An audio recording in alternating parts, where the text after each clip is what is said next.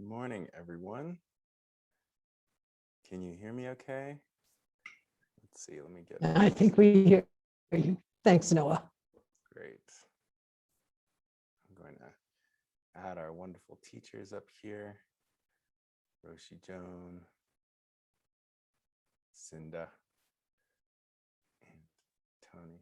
Now I can hear you. Noah, I was having trouble hearing you. Okay. How does it sound now? Is it okay now? Great.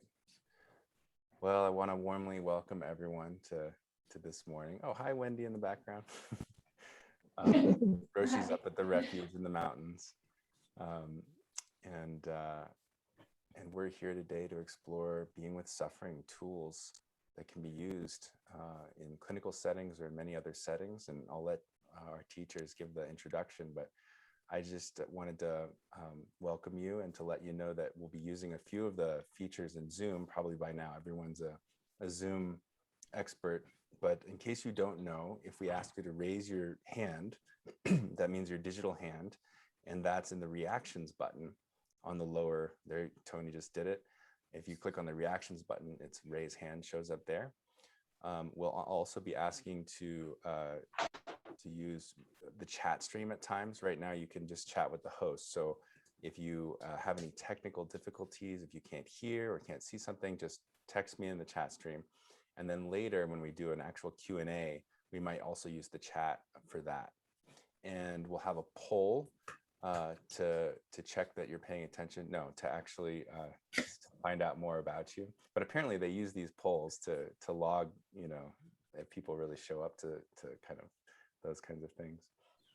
Anyway, deep gratitude to Roshi, Tony, and Cinda for generously offering your time for this. As everyone knows, this is a donation-based program. So thank you so much for making it possible for us to do this by offering donations. And if you haven't donated, or if you'd like to donate again, I'll put the donation link right here in the chat stream. And please give generously so we can continue to support our teachers and Upaya. Thank you.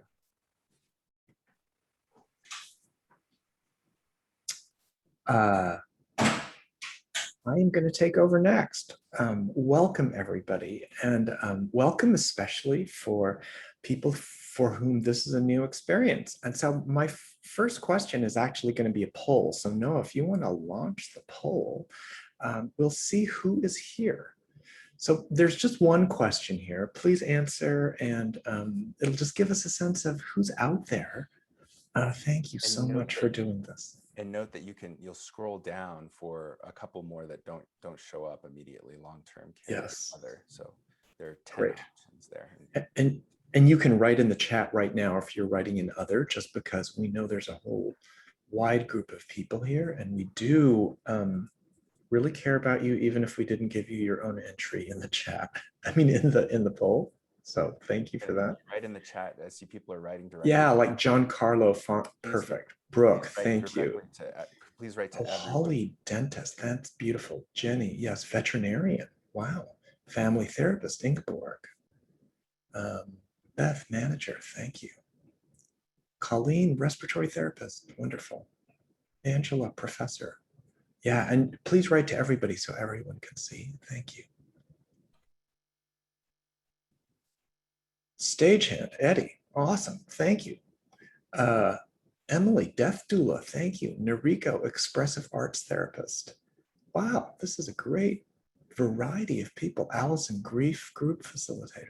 Wow, that's important right now. A geriatrics fellow, Maria, welcome. NJ, clinical psychologist, thank you. Oh, Patricia, researcher. Charmaine, a Buddhist practitioner. So it looks like people are done. Body-mind therapist. Shall I go ahead and end the poll? Yes, please, that's good. Sandra, thanatologist, thank you. So now everyone should be able to see the poll results here. Yeah, they're coming up. Oh, wow, Carol from South Africa. That is awesome. That's my next question. So I'm gonna ask you where you are from. And so right now, while we're waiting for the poll, if you would like to type into the chat where you're located today, we would love to see where everybody is. Where are you? So Tony, you should be Margaret, able New to see the York. poll results now. Do you see them? I can't actually. Roshi, Cinda, do you see Yeah. poll results? Yeah.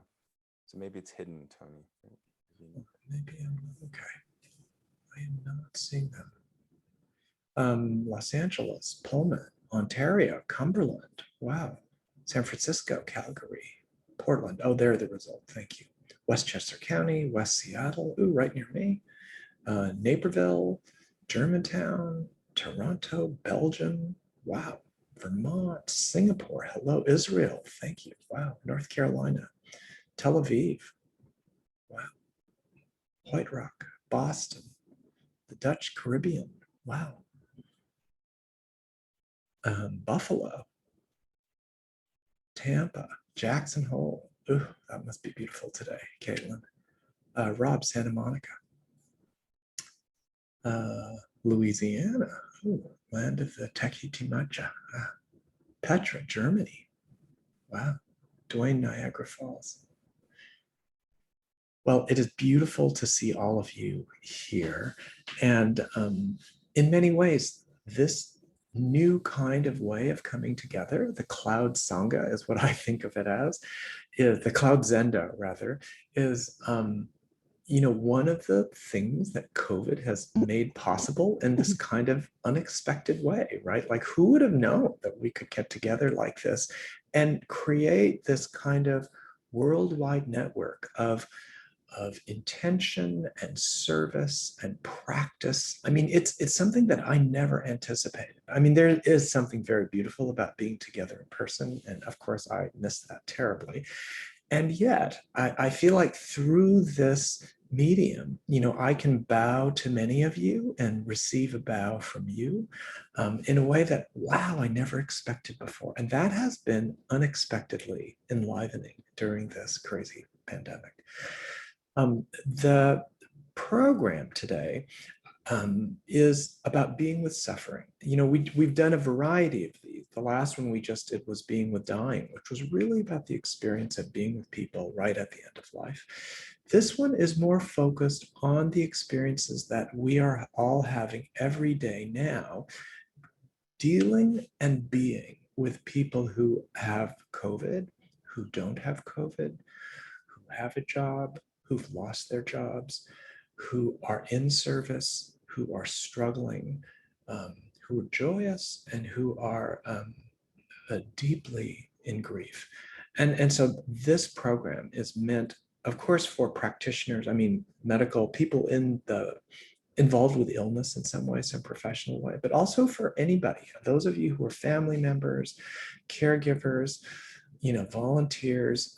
You guys are so important and have been so critical to keep all of us afloat during this time. And so we want to salute all of you.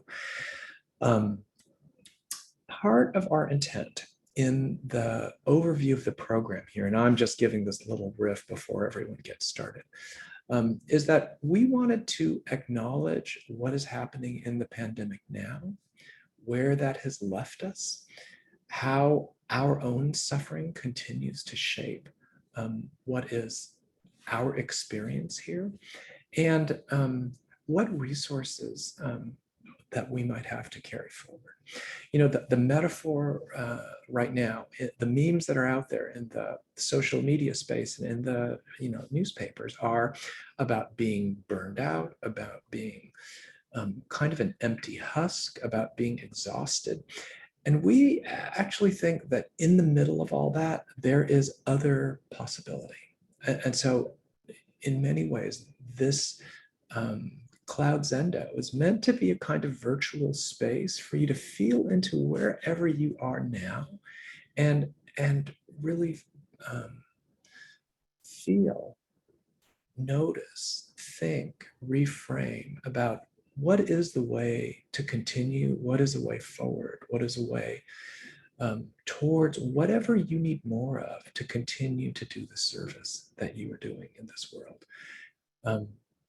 One of the things that we have learned about doing online retreats, which is, as I mentioned, so crazy in a way, is that in many ways, we, at Upaya in our virtual ways are not as able to control the circumstances where you are, right? So therefore, on these online retreats, it's more important for you to pay attention to how you're handling your mind and body during this day. And what we would ask in the service of enabling you to create that spaciousness for yourself is to minimize your devices, take care of your body, see if you can find and be in a reasonably quiet spot. Life is all around us and you can't completely remove yourself. And yet you can give people, the people that you live with or the people that you're with, a signal that you're taking a half a day to yourself. Because that space that you create for yourself now, even as we get started, that intention is what will provide the container for you to do the kind of work that we are doing together here.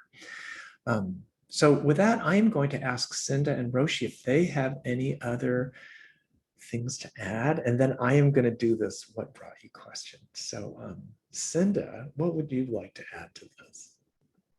Good morning. Good morning. Good morning, everyone. I just would add a warm welcome and appreciation for all of you for showing up today. And I look forward to our journey together over these next hours. And I am quite sure that I will learn as much as hopefully you will have something to take away that is nourishing for you. Yeah. So welcome. Thank you, Cinda. Roshi. Yeah, thank you. I want to begin to by saying I'm so appreciative of the more than 20 years that Tony and Cinda and I have collaborated in developing this work. We are so fortunate that we can come together as an interdisciplinary or interprofessional team and learn from each other. And this has been a year like no other year. And although the criticality of the pandemic for most has been diminished or lessened to some degree, still the effects of this year will rest with us for a long time, just as the lessons will as well. And I think one of the things that Tony and Cinda and I recognize is that though there's this sense of relief, there's a kind of change in the landscape that we have traversed in these past months is a landscape that is still beneath our skin and alive within us now. And how we work with that and how we use that as a means to actually deepen our capacity to be with suffering, to enhance our resilience and not to deplete us. So we have questions that we are sitting with, and we hope to explore these questions in this time together. We will have basically 3 sessions. At a little before the next hour, we'll have a short break. Then the second session will happen, followed by a short break, and then the third session. And we ask that you hang in there. At Mountain Time, 12:30, we will be completing this program. And so your presence and your interaction with us is really important. And I hope that it's good for you to stay throughout the entire program. Yeah. Tony? Oh, for you. Oh, so I would love to know, for all of you out there, would you put in the chat if you are a relative newbie to Upaya, would you put, if you've only been to one other program or no other programs, would you put like a star or some kind of, I don't know, hello in the chat, just so we can see how many new people I want to, and please send to everybody. Claire, thank you. Tom, wow, it's great to see these. A special welcome to all of you. Heidi, Lisa, Demindra, Julia, Melissa, Mary Lynn, Rob, Martha, wow. Janie, Barbara, a newbie from Hawaii, wow. Dwayne, awesome. Jenny, Cindy, thank you. Gail, wow, a special welcome to all of those, all of you who are new. We are really excited. We are especially excited to have you here. Now, that doesn't mean we don't, we're not paying attention to you old friends. So sorry, don't take this the wrong way. Charmaine, thank you. 1 year online. That is super, because we're very interested in who we are reaching now that we didn't reach otherwise. And now, would you mind putting into the chat, like, what brought you today? Like, what led you to want to spend, a half a day with us? And a brief phrase, or even just one word is fine. But we would love to have just a sampling. Allison says she loves us. That's wonderful. Thank you. Rejuvenation, topic, my own suffering, feeling depleted, service, Siva, wanting to be better, a recent health crisis of my own, trust, healthcare work, intention. Wow, these are beautiful. My clients are suffering. I'm suffering. Starting to work, started in a hospice during the pandemic. Institutional violence, thank you, Craig. Wow. Service in these new circumstances, to understand my suffering so I can help others with theirs. Wow, Kat, that is beautiful. A constant quest. Denise, how to avoid empathic distress. Carol, time with Roshi Joan. Beautiful. More to learn. Yes. Well, thank you. Roshi, can I turn it over to you now? Thank you. I want to just acknowledge what you and Cinda Tony have been in the midst of. I think most of you know that Tony is an oncologist and at the University of Washington, and has had many decades of intensive clinical work in the middle of great crisis in people's lives as they face the diagnosis of cancer, and also as many of them face the truth of their mortality. And Cinda Rushton, who is my good friend, just like Tony, is a nurse ethicist at Johns Hopkins. She's a long timer, I tell you, Cinda, what is it, 28 or 30 years at Hopkins? And Cinda, how many years? You're muted. 30. 30. Who knew? Who knew? Who knew? Really. And I'm glad that I've traveled the past 25 with you in all of this. It's just, you've been such a great teacher for me, as has Tony. And Cinda holds the Bunting Chair in ethics at Hopkins. And we have learned just so much from the extraordinary work that she does in these very complicated situations. So we want to sit with some questions. And one is the most obvious. How do we, as caregivers, as chaplains, as clinicians, care for ourselves? And how do we actually cultivate a greater capacity for resilience and more compassion? I think many of you read my book, Standing at the Edge, and I talk about the edge states there of pathological altruism, empathic distress, moral suffering, disrespect, and burnout, those 5, but there are many, many more. and that compassion is the kind of transformative platform in relation to the kinds of sufferings that we encounter in our service to others. And when we're in the midst of incredible challenges, when we're faced with a family in extreme grief, perhaps our own family, how do we hold and bear witness to and respond with strength and dignity to individuals who are really tied up with grief, tied up with suffering, tied up with fear? We also want to ask ourselves how our encounters with suffering can create a kind of paradoxical response.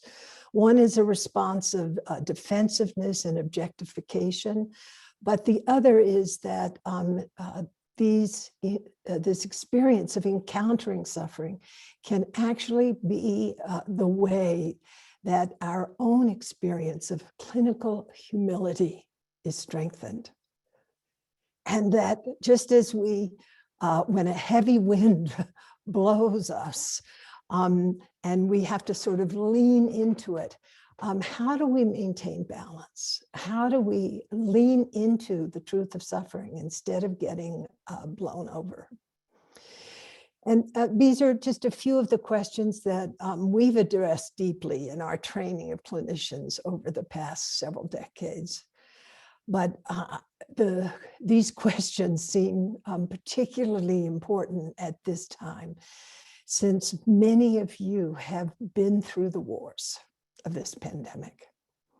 Moreover, although there's a great decrease in the issues related to the pandemic, fewer people are getting sick, fewer people are dying, we really don't know what is ahead. And so there's a kind of increase of the sense of incredible uncertainty. And how do we uphold ourselves in the midst of uncertainty and have the wherewithal to respond to whatever is emerging in any given moment? And then from the point of view of Cinda's work at Hopkins, we often explore how do we as caregivers, how do we as clinicians, as aides, as volunteers, how do we keep our integrity intact? And also respect. Respect for ourselves, respect for our colleagues, respect for those whom we're serving. And how do we keep our self-respect intact when sometimes we're asked to do things as caregivers, as clinicians, that go against our values and our training? So this is a really important piece. And Cinda and Tony will be touching into this in the second session. And then we can ask, how can we as caregivers be honest with ourselves? How can we also foster the conditions where we are self-reflective?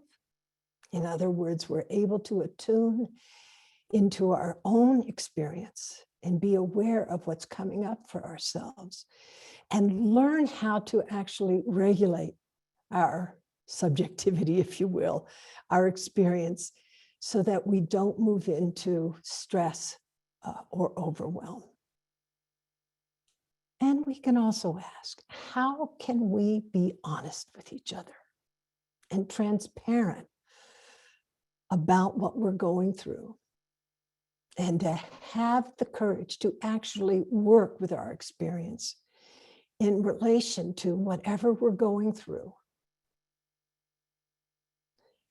You know, I think one of the most difficult questions that we want to touch into today is how can we as individuals, and also how can we access communities that feel safe, where we can explore the residue that we might be experiencing from this pandemic and the work that we've done in it.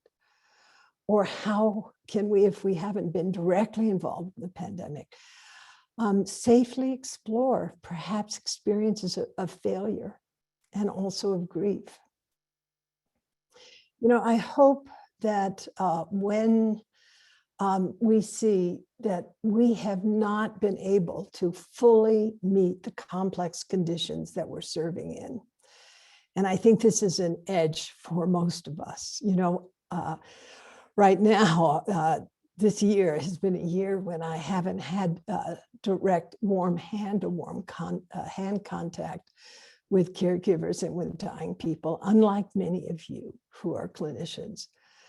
But I've had many interactions, hundreds of interactions online with people who have catastrophic diagnoses, who are experiencing grief, and who've gone through tremendous loss. And there are moments in our service to others, and I know it from my own experience, where we are riven with feelings of failure, where there's a sense of frustration that we haven't been able to do what will ultimately really serve those whom we wish to serve, where we can experience futility. And I can honestly say there have been moments this year when looking at, you know, the impact of the pandemic, not only on Upaya and what we do, but also on many colleagues and also people who are incredibly sick, who are associates of mine, where I have felt you know, a sense of futility and even guilt for not being able to do more. And of course, for many clinicians, there's the experience of overwhelm when so much is coming at you. And there's a sense of confusion because, for example, in the beginning of this pandemic, the way forward in terms of taking care of patients was not clear. Clinicians really didn't know what they were getting into, how to work with the complex conditions where the virus, where this particular illness was, you know, not familiar. And, you know, what do you do to really serve people? And when people die, the sense of incredible guilt. So we ask ourselves how we can live with the challenges of this work and grow from the deep experience of vulnerability. Really, it's about rehumanizing ourselves as caregivers.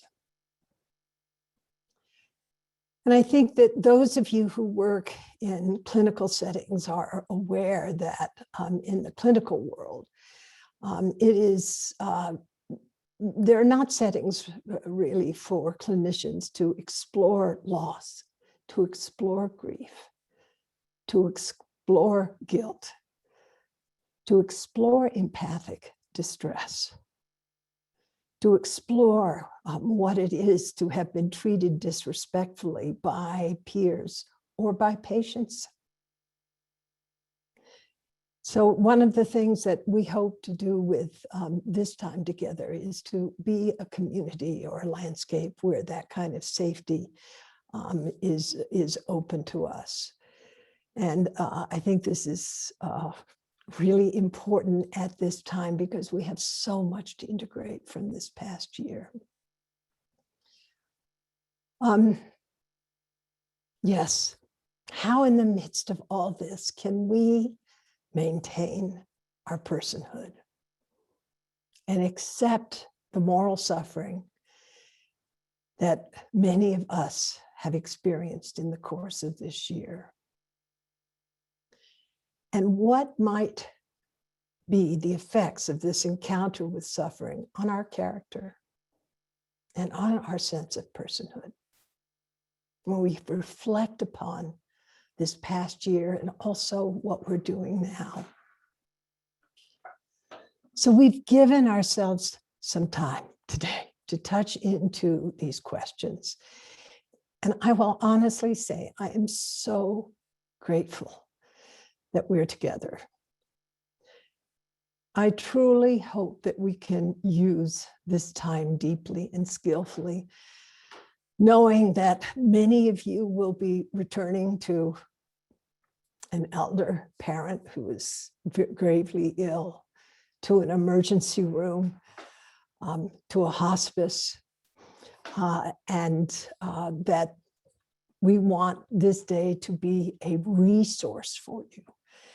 And as Tony said, it's important as we move through this day to take good breaths, to stretch at the break, not to answer all of our emails, but to practice self-stewardship and self-respect.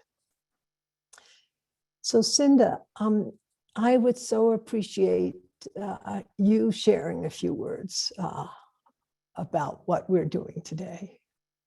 Thank you, Roshi. And it's, it has been quite a journey this year. And I think there's a tendency in all of us to want to just ignore or deny what has been true. And what we're really inviting you to do today is to be able to hold and befriend our uncertainty, the things that are uncomfortable, that really have weighed us down this year, without looking away, of really turning toward it, to find a place that what we do together today is to create a space where you can hold what is true for you. And that's going to be unique to every single person here. But to do that with kindness, we are so harsh and so judgmental of our edges, as Roshi calls them, our limitations. But to really give yourself the space to sit with what is true, to find nourishment in our time together, and to use it for the benefit of your own well-being, but also for your service in the world. We have held so much this year, everyone, no matter what you've been doing. And we really want you to use this time for service of yourself and others. I want to add one more little caveat about creating our community here. And I think if nothing else, we've learned how quickly memes and words get communicated in ways that they may not have been intended. And so I would just invite everyone to be very mindful of what you share here, but also to be mindful about the privacy and confidentiality of everyone represented here. That I would like to propose for us that we not share anything here without the permission of the person who shared it, so that we can actually hold ourselves in a container of safety. Would that be okay? So creating a place where we can actually look at what's true. So welcome today. Cinda, thank you so much. I really appreciate you underlining this point of creating a landscape that is safe for us by understanding that the privacy of others has to be respected. So I'm going to invite us to take an inhale and let our attention rest on the in-breath, and on the exhale, relax. Let yourself drop into your body. And again, letting your attention rest on the in-breath,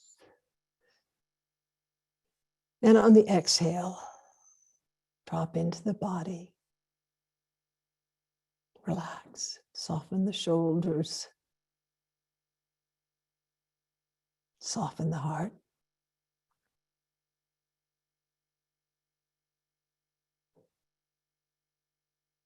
And take a moment now to recall a situation where you have been present for someone who is really struggling.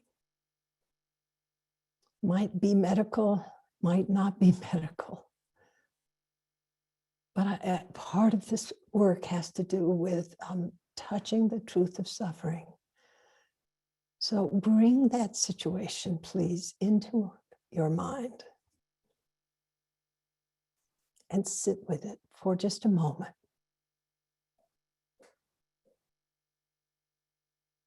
Connect to it. Bear witness to it.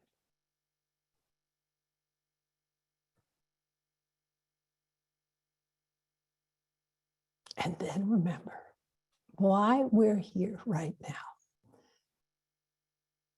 which is this deep commitment,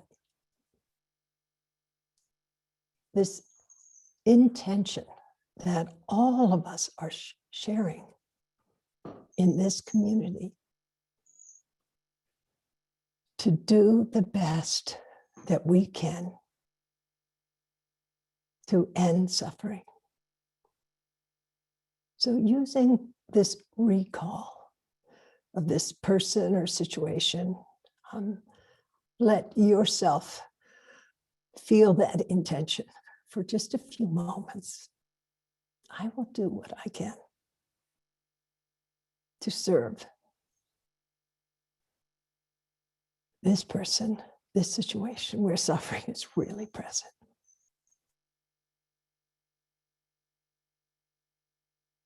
See if you can allow yourself to feel the sense of resolve rising up from the belly.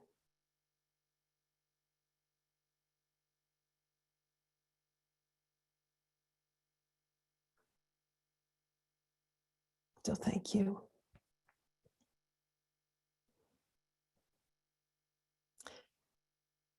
So I'm going to ask you simply now, just before Tony and Cinda speak, but just for a moment, notice what your experience is in the body as you've done this. Maybe you couldn't connect, or maybe there's a sense of unease, or you feel the resolve, you feel the strength.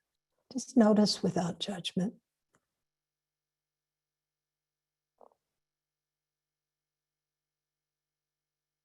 And breath deep in the body now. Okay, thank you. So Tony and Cinda, I would so appreciate now you reflecting on what you as clinicians have seen in this year, and what's your sense of the present and the future is. So Roshi, in many ways, what I've seen is the whole catastrophe of incredible courage and compassion of clinicians. And as you mentioned, an incredible weight of exhaustion, physical, emotional, moral exhaustion. Clinicians have made so many sacrifices this year. I was doing a session with a group of nurses who had been taking care of patients with COVID, and one of them shared that they had been so focused on their work that they hadn't noticed that their son was failing in school. And the wake-up call that was. And so I think our ability to compartmentalize has been really challenged this year, because we've had to deal with so much. I think it's also led many clinicians to reevaluate their life and their work. And because of the risk that many clinicians took on, a real sort of connection to our own mortality, that in many ways clinicians took on risks that we aren't used to taking in our work, and the reality that we too might be infected and we might die. And I think that has really been a sobering awareness for many, many clinicians. And, you know, embedded in a lot of this is what we'll talk about a little bit later, but this sense of moral suffering, sometimes a feeling of betrayal of ourselves, but being betrayed by others, that have led many clinicians to question, who am I now?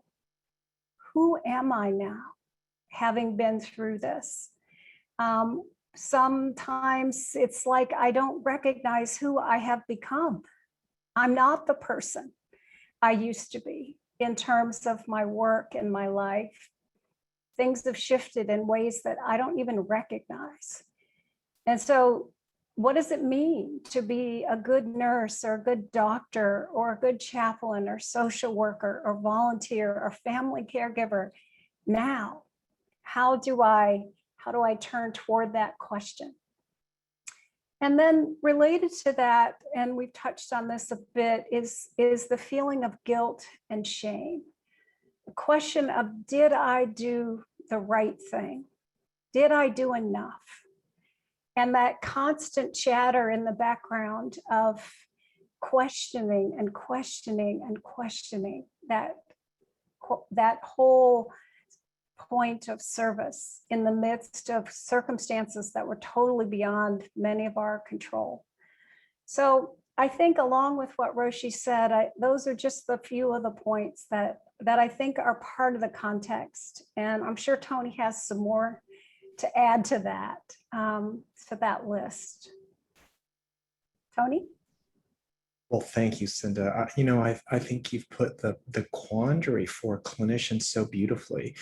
And what I wanted to speak about was, in a way, another dimension of this, which is something that Craig brought up in the chat. He mentioned institutional violence, and Scott brought up, you know, the collective grief about the graves of Indigenous children at a former residential school.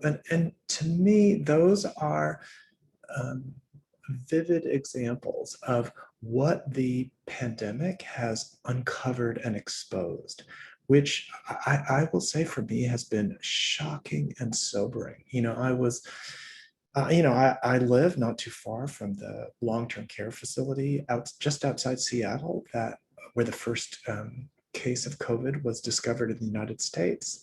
You know, I was on a phone call the second week of March, where we found out that an ICU doctor at that hospital had been intubated, and he's only now just come back to work. You know, talking to what could be done in long-term care facilities, you know, one of the things I found out is the turnover is 90% a year. None of those people make a living wage. It's exposed a kind of, to me, horrific system of what we are doing to care for our elders in this culture. And it really has made me wonder if, you know, some of my work as a physician has actually been participating in this gigantic wealth transfer system to for-profit nursing homes, right? It's sobering. And it's the kind of experience I think that Scott is talking about, is like, you didn't know, I didn't know all that stuff was buried here. And then, you know, it was very clear to me, like the third or fourth month of the pandemic, you know, I work in a safety net hospital here in downtown Seattle. And all of a sudden it was Black and brown people who were in the ICU. There were people who worked in grocery stores, people who worked for Amazon, people who worked in little food stores where they could not protect themselves. And it was just becoming clear that this was an airborne virus that was transmitted by, you know, droplets in the air.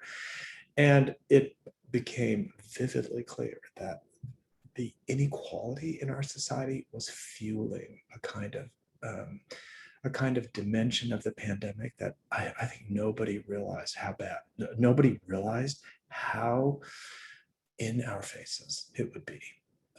And then, you know, the George Floyd trial on top of that, you know, watching these videotapes of this man dying at the hands of you know, police who are sanctioned by our society to participate in this critical way.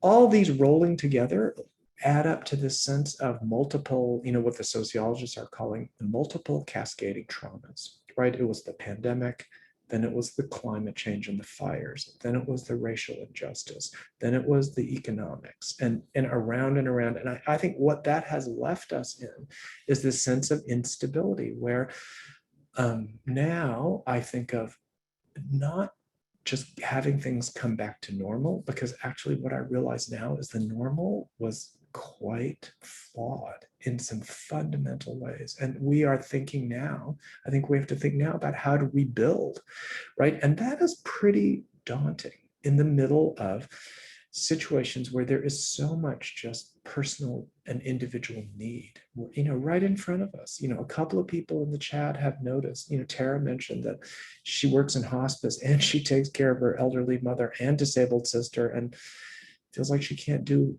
all of them well. I mean, that is the quandary that many of us are facing right now.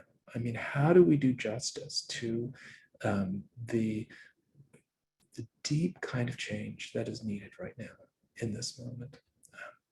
So I'm going to stop there, and Cinda, I will hand it back to you, I believe. Is that right? Thank you, Tony. So I want to just invite us to pause for a moment. I'm aware, just listening to what we've said so far, I'm feeling in myself a kind of rising of energy. And so I'd like to just invite us to pause for a moment and to see if we can reorient ourselves, ground ourselves back into our breath, and to allow ourselves to be with what we've just talked about and shared, but also to see if we can use our breath as a way to orient us, focus our attention, and to use that focus as a way to calm our nervous systems just for a moment. To allow the breath to just be easy,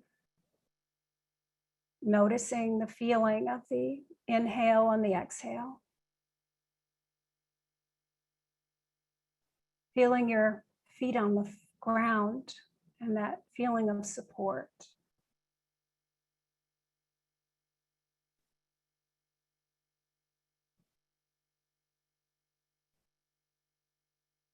And as we find ourselves settling here for just a moment, I'd like to invite all of us to reflect on a situation that we carry over this last year that is somehow unresolved.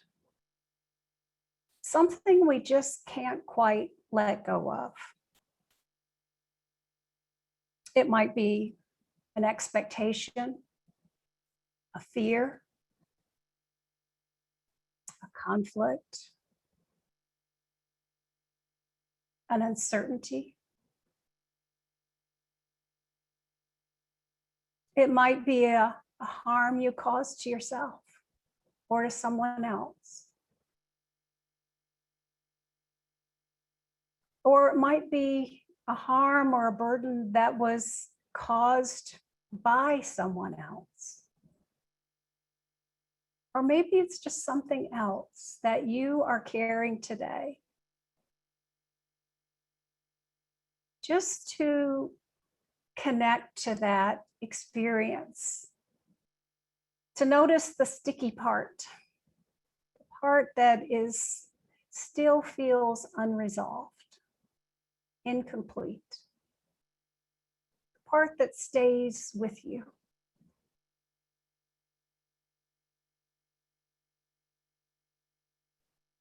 And to just allow yourself to be with that experience for just a moment. Noticing how your body responds to that reflection. Noticing what emotions begin to arise.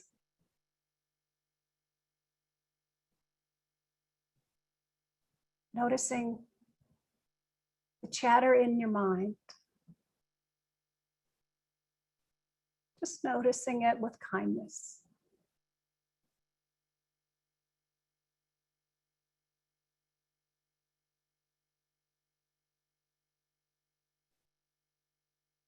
And as you touch into this experience, I'd like to invite you to, in a word or a phrase, to see if you can name as precisely and clearly as you can right now in this moment, what is this unresolved part? What does it represent for you? It's so important that we find a way to name what we carry. So in whatever form that is for you right now, if you could just share that in the chat, a word or a phrase. What is unresolved for you? The sticky part.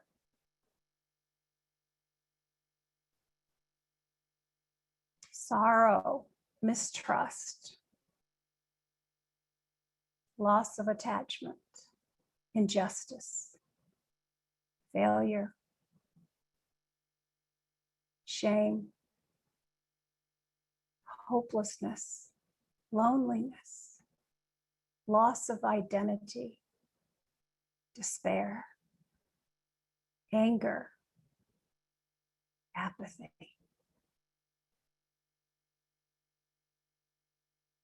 Where do I go from here? Missing. Not being cared for, not being supported. Loneliness. Fear. Yeah, fear. And Morgan writes, professional betrayal.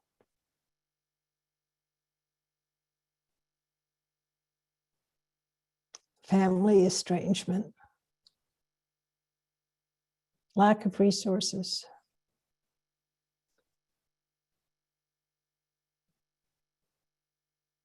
Feeling unseen and others not realizing the exposure I take every day. Thank you, Holly.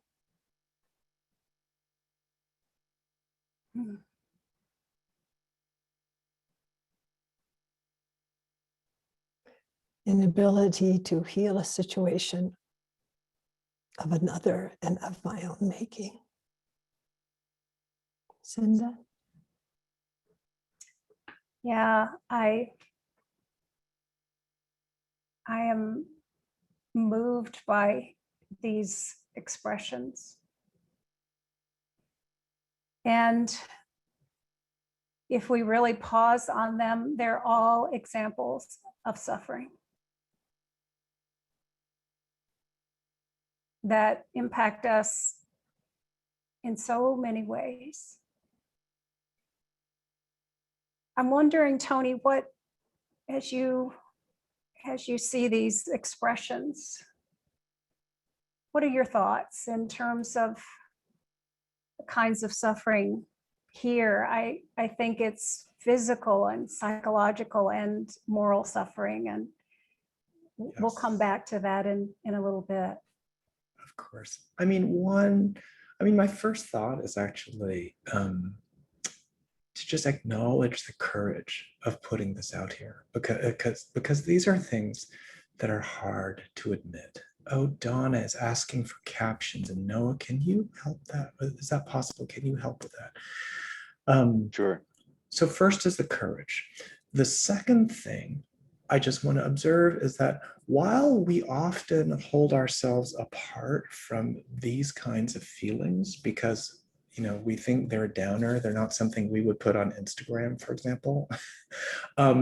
actually, what all the research shows is that being really specific about what you're experiencing is the first step in regulating, coming to terms, processing them. You know, someone mentioned earlier, I'm not sure how to process all this. Actually, naming and accepting are two really important steps. And in the emotion space, I mean, they're necessary steps for the kind of self-regulation that I think we all need. So Cinda, should we go move into the Yeah, next piece? I think so. I really want to underscore what you said, Tony. I think, you know, in order for us to make sense of our experience, we have to find a way to name the suffering, because until we do, it is mute suffering. And mute suffering is not that we're not aware of it, it's that we've not yet found a way for it to be expressed in our lives and work. And so part of this is to give ourselves the space to name what is true and to really acknowledge it so that we can begin that process of healing. So I think with that, Tony, the role of embodiment, I think, is really, really important, because if you noticed, as we began this exploration, our bodies have a lot to alert us to pay attention in this process. It's the very first step before our mind knows how to start categorizing and sorting. Our bodies really carry that wisdom. So how do we use that wisdom in a way that actually helps us in this process? Absolutely.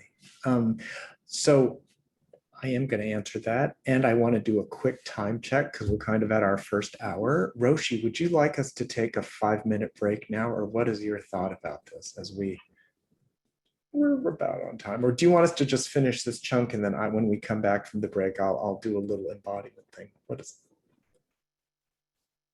it? Roshi, yeah. Oh, you're muted, Roshi. Myself. Yeah, but I think we should finish this chunk.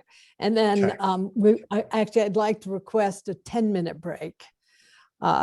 So we have enough time to really stretch and take a few steps, drink of water and use the restroom. Yes. So Cinda, were you? Oh yeah,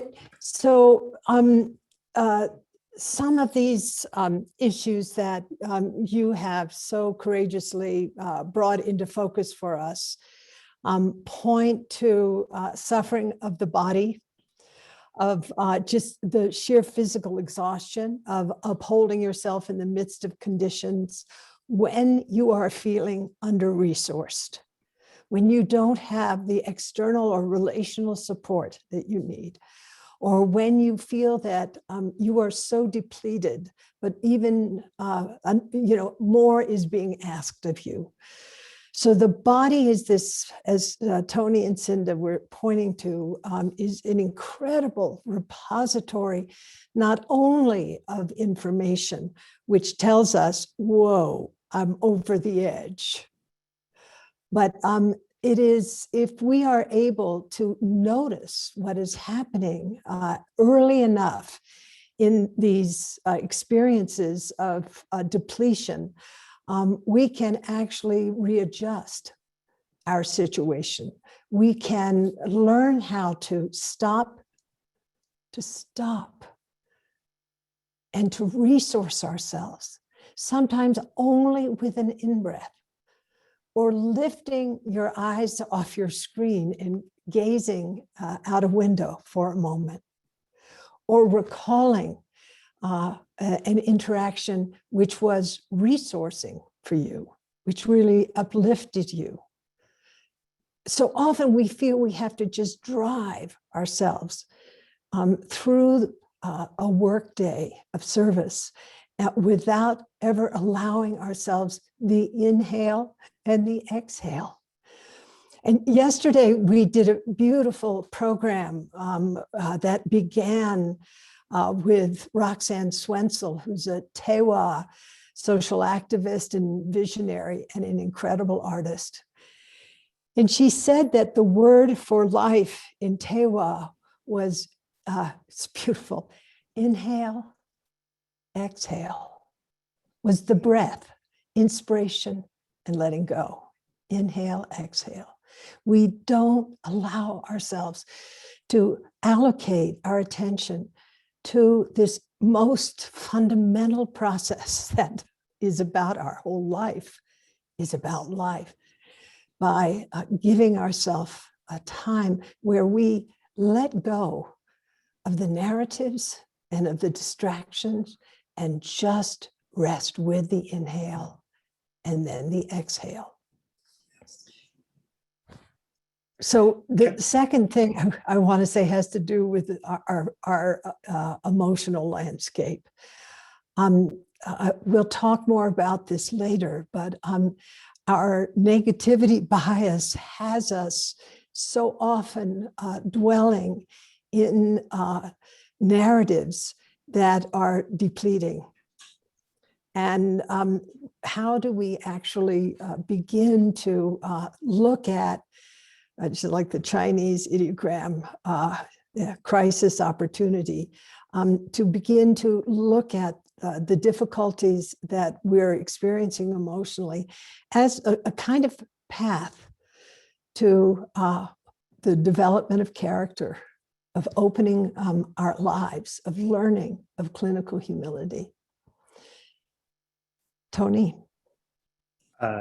Yes, the thing I want to just emphasize about our view of suffering, somebody mentioned, what do you all mean by moral suffering? And we will get to a more kind of ethically rigorous discussion about that. But, many of you may be wondering, well, gee, I've heard of Eric Cassell's, model of suffering of the different dimensions of personhood. And what I want to point out is the two aspects that Roshi is emphasizing here, that Roshi and Cinda have both emphasized, are things that really aren't exactly a conscious cognitive model about how to deal with suffering. I mean, I think Eric Cassell's model is extremely useful and valuable, but I think what we have learned from the neuroscience, which is what Roshi is referencing, is that a huge amount of our cognition is actually not visible to us. And the way we access it is, in fact, through the input we get from the body. And learning to detect and interpret that is kind of a skill that we need to regain, because for many of us, we have trained ourselves out of it. Right? Like as a doctor, I was trained that you don't really have to go to the bathroom. You don't really have to eat. You don't really have to feel tired. You're not really allowed to say that you don't feel compassionate for 1 minute. We have trained ourselves in a top-down, what the neuroscientists would call a top-down way, not to take in any of that, and not to recognize that, in fact, many of our conscious cognitions are often biased in ways that were unintentional, right? And we are now just coming to see how that is coming down to roost, right? I mean, the editor of JAMA just resigned because, honestly, he wasn't paying attention to it. So, Roshi. Well, just to complete this session, I want to go back to emphasize the importance of what Cinda has said. To name the suffering is so important. It brings it out of the pre-conscious experience into conscious awareness. And without it being in conscious awareness, we're not able to engage in a process of transformation. So completing this hour, Cinda, I'm just going to ask you to do the final reflection. Thank you, Roshi.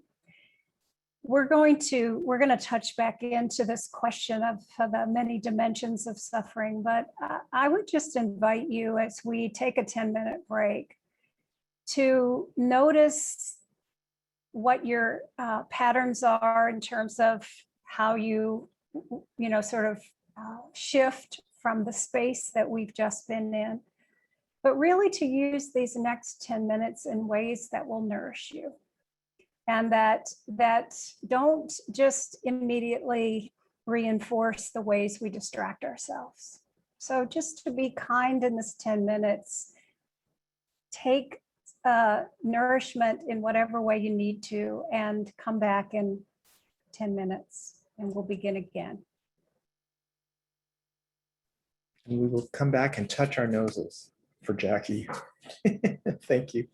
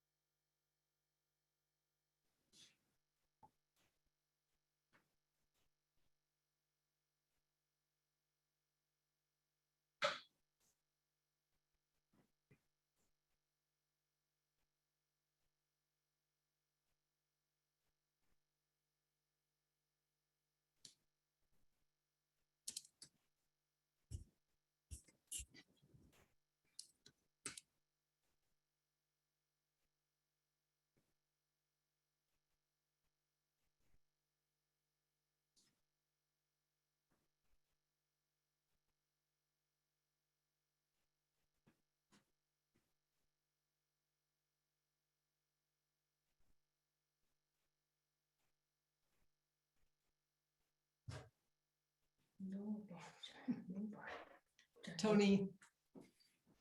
Yes. Welcome back, everyone. I'm going to start us off with a brief embodiment practice. Just because we were talking about the body, we thought that we would put that into practice. And so I'm going to invite you either to stand up or stay in your chair. And first, I want to invite you to just shake out your body a little bit. Let things just move around, especially think about diagonal waves across your body. It turns out that that has an interesting effect. And then as you come to your seat or your 2 feet, notice how you're grounded into the earth. And with your next breath, let your hands float up as you breathe in a deep in-breath. And as you breathe out, let your hands drop to a count of 3. 1, 2. As if you were landing gently on the surface of this earth, even though you're completely grounded into it. And then just one more. Inhale, hands up. Let the heart float now as your hands float back down. And see if you can feel both your own groundedness and a sense of lightness. And Roshi, I will turn it over to you.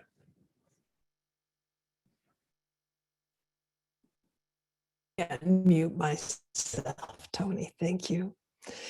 Tony, I would appreciate before we proceed, if you would say something, reflect briefly on some of the reasons why bringing attention to the body is so important at this time and in these kinds of situations. Of course. Thank you, Roshi.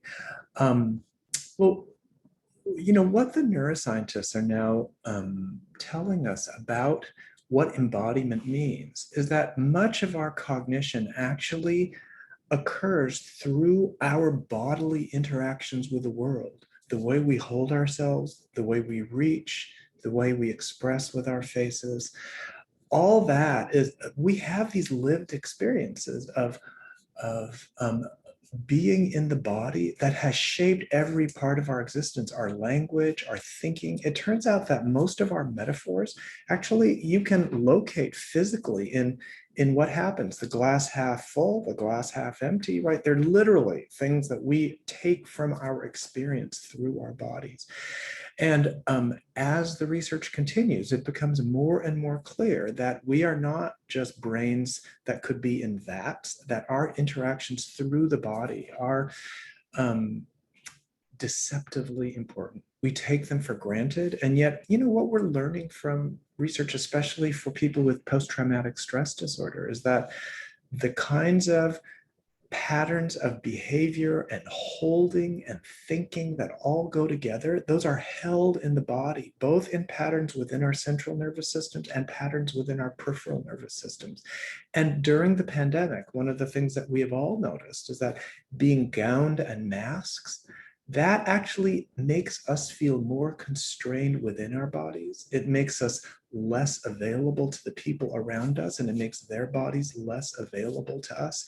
And so it has, in many ways, exacerbated the sense of isolation, the sense of shrouding, the sense of insulation, the sense of difficulty reaching through that I think many of us experienced and still experience.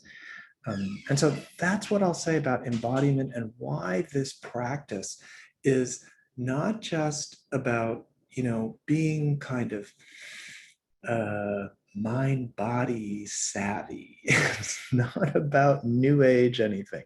This is about how we are built and wired. And there is a really fleshy part of how we are wired. So. Thanks, Tony, so much. And as Tony and Cinda and I have often shared in the trainings that we've done with clinicians specifically is that so much about the training of nurses and doctors is about dissociating from the body, not feeding it, not sleeping it, not walking it, not going to the taking it to the bathroom, so to speak.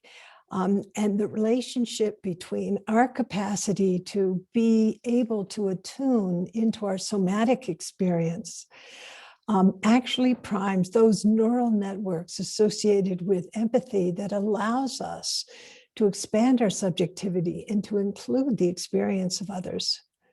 And so the neural networks associated with empathy are those similar or same, there's overlap neural networks associated with interoceptivity, our capacity to read our visceral experience, our somatic experience, what's happening in the gut, in the stomach, in the heart, our shoulders, what's happening in our nervous system.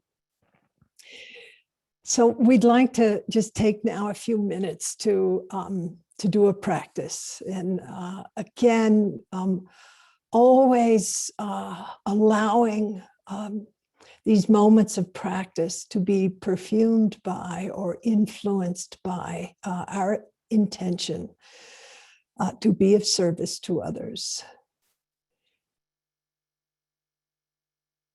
Really coming into the truth of suffering and our resolve. I will do my best to support others in the transformation of suffering, whatever form suffering takes. And let yourself now rest on the breath, that inhale and exhale.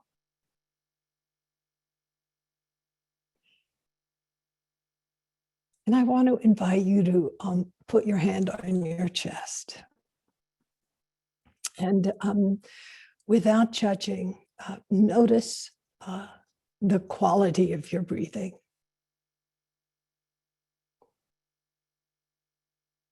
Is it slow or rapid? Is the breath shallow or deep?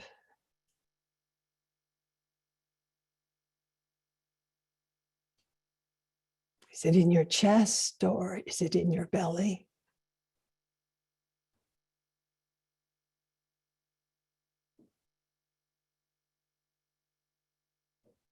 And notice if there's resistance to this and see if you can allow that resistance to diminish, to drop away.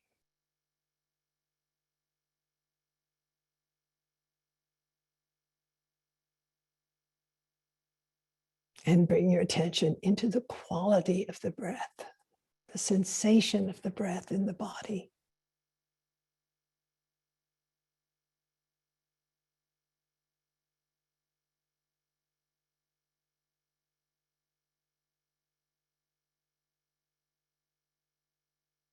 Slow or rapid, deep or shallow, rough or smooth.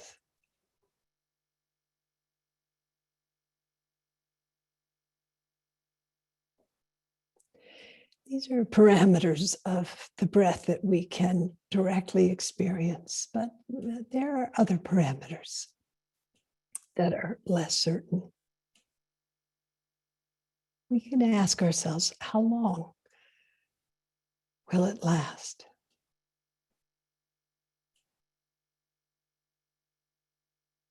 When will it stop? And I invite you to notice your response to these questions.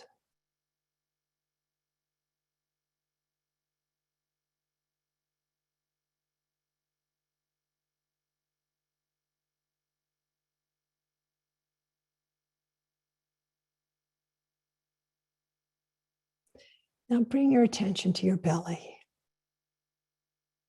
And let the breath drop down into the belly. Let it be deep and strong.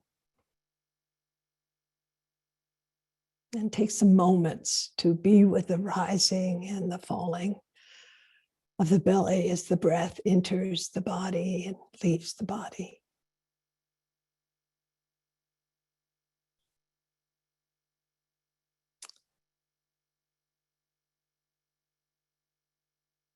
See if you can allow yourself to be or to feel your natural openness, your natural courage as you breathe deep into your belly.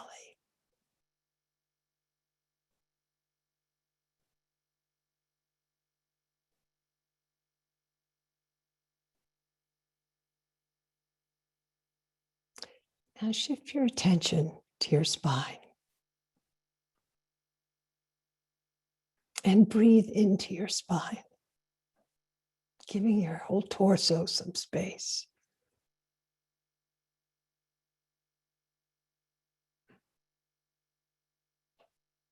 And the spine is a physical metaphor for equanimity. I know many of you've heard me say this before.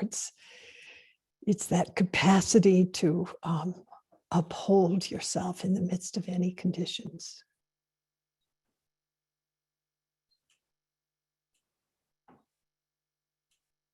Strong back.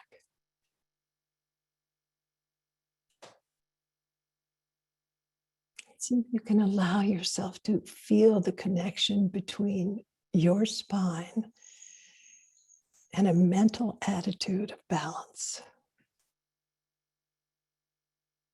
of uprightness, of flexibility.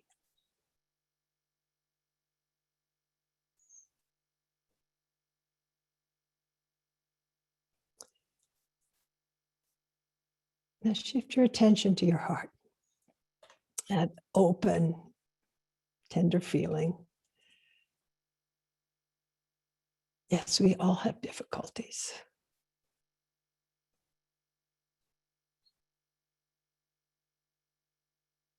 And you can reflect for a moment on a moment, just a moment of challenge for yourself. But just like you, others also struggle.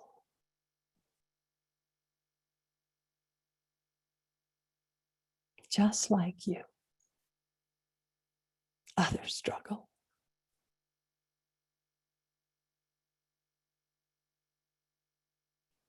And imagine yourself supporting others in dealing with whatever they're dealing with.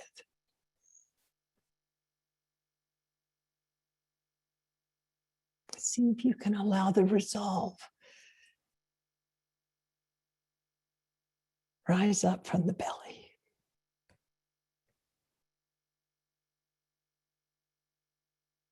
And let the breath pass through the heart.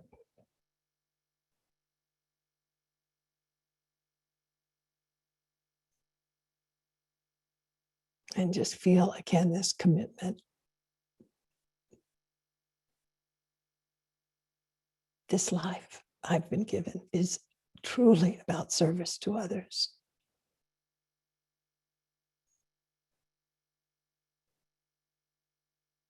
Strong back. Soft front.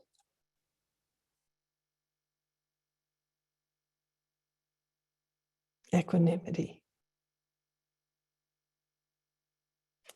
Compassion.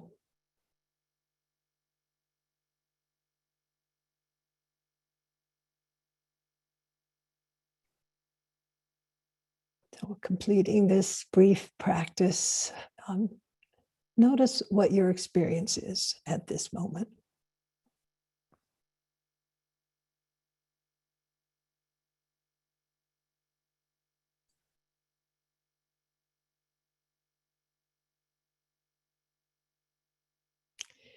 Let me just say a few words.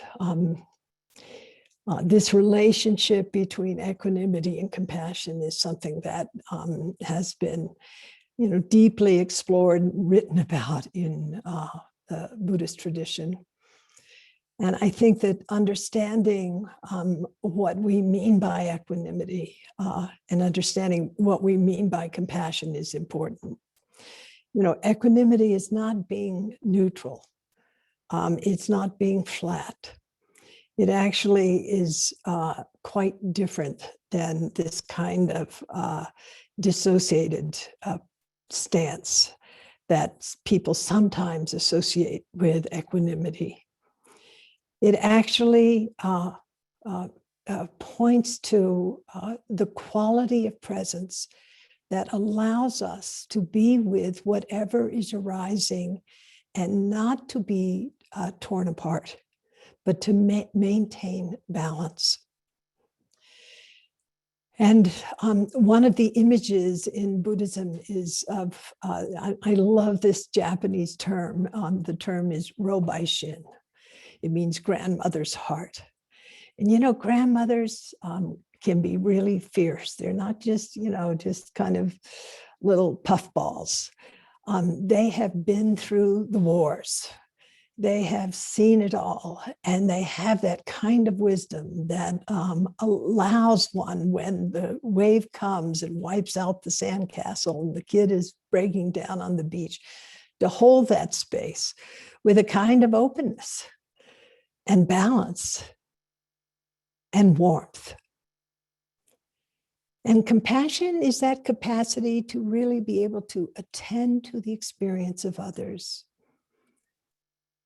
not be distracted, but to also have this sense of deep concern, but not overwhelm.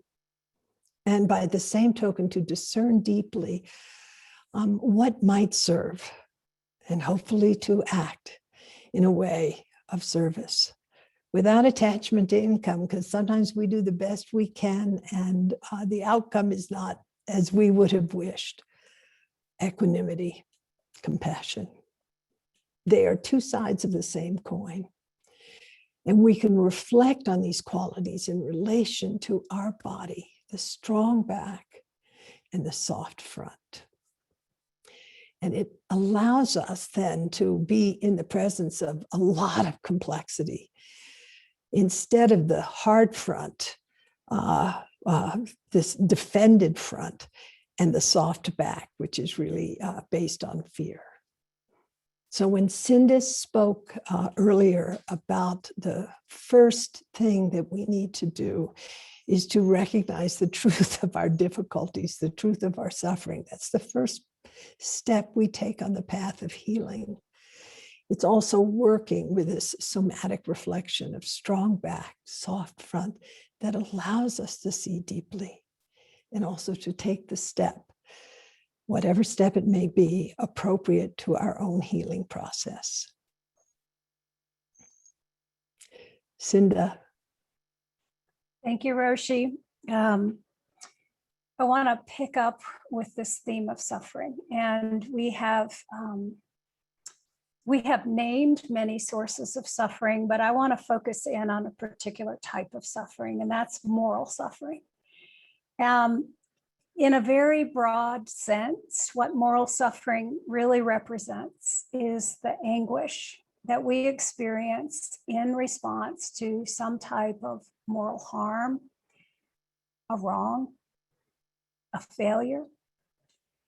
And this anguish can show up in response to both witnessing events that fundamentally compromise or threaten our values, participating in actions, directly precipitating events. And I think part of what Tony was pointing to is we all have responsibility for the world that we're in. And so we're not off the hook just by saying, oh, it wasn't me. But yet we are part of this society, of this culture that has created the conditions for the suffering of others and of ourselves. These experiences really produce a number of negative moral outcomes. And, you know, just to give us a vocabulary, the way I think about it is on a continuum. That first, what we experience is often a somatic awareness that something important is threatened or is at stake. And through that awareness of what I would call moral stress, there's an opportunity to identify the source and to take action to relieve it. But a lot of times that moral stress cannot be relieved, and it can progress to a more intense form of moral suffering, which is in healthcare the most common form that we talk about and has been researched, moral distress. And that label really points to situations where there is a potential for a threat or a violation of our values to occur. So we recognize that situation. We realize I have responsibility to do something. We reason about what we think we should do, but either because of our own internal constraints or the constraints of the environment that we're in, we can't do the right thing. A more intense form is a form of moral suffering that has been really recognized first in the military, and that is of moral injury. And it is where our ability to remain whole is overwhelmed by this sense of anguish and threat or violation to our values. It often occurs in high stakes situations. So if you think about the pandemic, pretty high stakes for everybody involved. And yet we are in situations where we have seen ourselves do things that we would not normally do.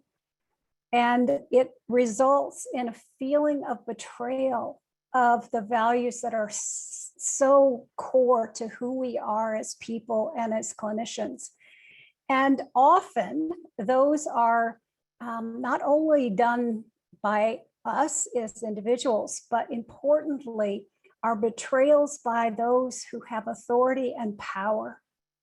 And that sense of betrayal, of that we have transgressed, we've been asked to do something that we normally would never do, and yet we have participated in it. We also know from the military experience that we often don't recognize those moments until later. And I feel like what we are in right now is a moment of things opening up for us to be able to acknowledge what has happened. The consequence in a severe form is it's the sense of dismantling who I am as a person, as a being, my sense of who I really am, that our moral fiber has been compromised in such a way that we don't feel like we have a grounding any longer. So that continuum, and as Roshi in her work has also highlighted other forms of moral suffering, and one that I think we have seen so much in this pandemic is moral apathy. This sense of the denial, the lack of caring. And the word I love, Roshi, that you always talk about is willful ignorance, that makes it possible for us to ignore or separate ourselves from the suffering of others. And just think about this last year. You know, our white privilege has really allowed us not to acknowledge the racist structures and actions of ourselves and others. And, you know, we have seen that show up, as Tony pointed out, in how people of color have been impacted by this disease. And related to that moral apathy is a kind of moral disengagement, where we sort of assign a kind of moral purpose to our apathy that is more socially acceptable, that allows us to not take responsibility for the things that we have either directly or indirectly participated in and allowed to continue without actually taking responsibility for it. So there's this whole continuum and in that we've experienced moral outrage, the sense of violation and anger that these important values have been threatened in some way.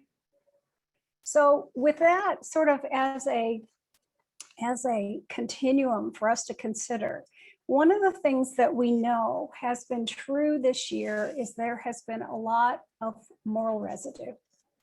And that moral residue arises from the unmet obligations that we have, despite the fact we've done the best we can.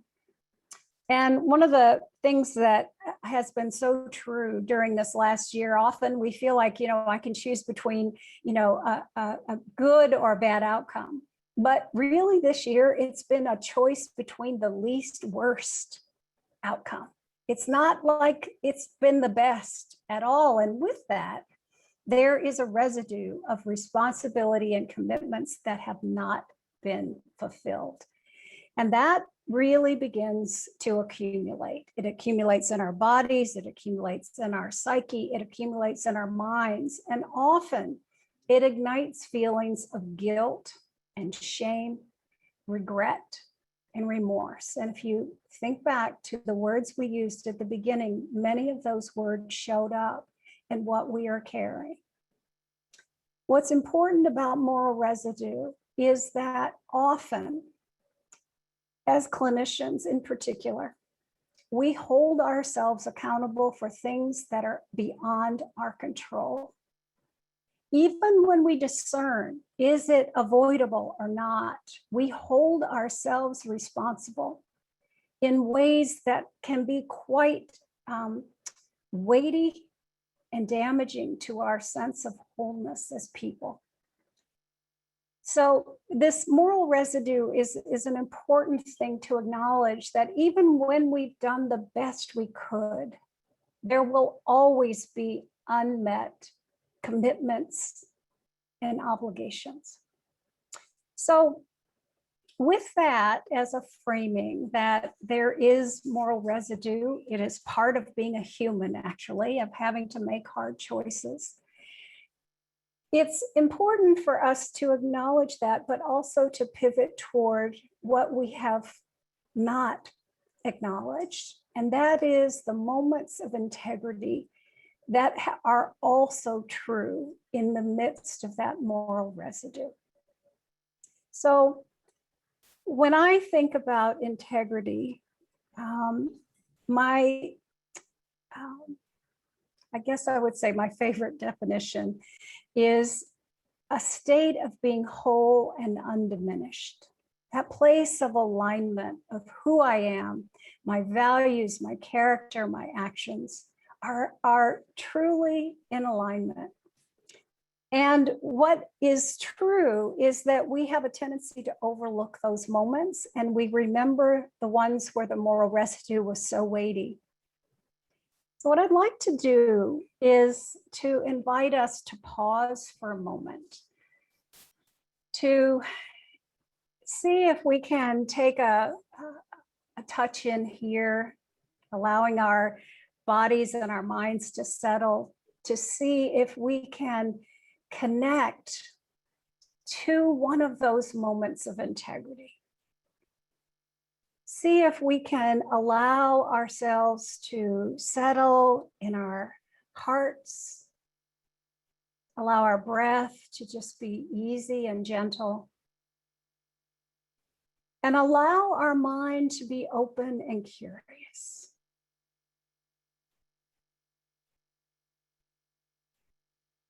And if that seems a little challenging, just notice that as well. See if you can just find a place of stability just for a moment or two. And I want you to see if you can connect to a moment over these last months where your values, the things that are most central to who you really are, were made visible in your words, in your choices, in your behaviors, where your values were really clear. Let me give you an example. I had the opportunity to hear from a nurse in California who was caring for patients with COVID in a overwhelmed ICU. Many family members in this community had become infected with COVID. And there was a husband and a wife who had both gotten COVID. They were both critically ill, and they were both dying. She was caring for both of them. Her family of the husband and wife, of course, were heartbroken, and they requested that their parents be allowed to die together. And so,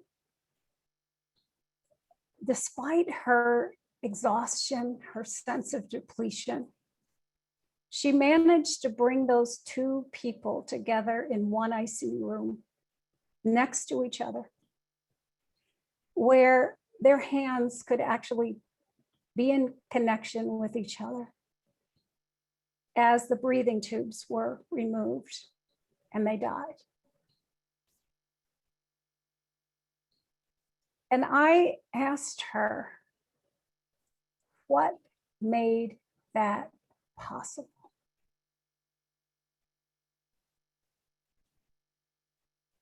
And what she said was, the dignity of my patients is what matters most to me.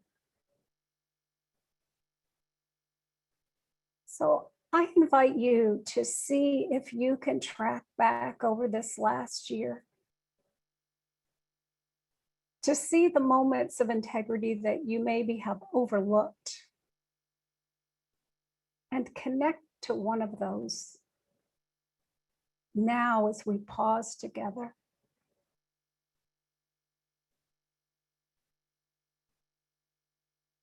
What are your moments of integrity?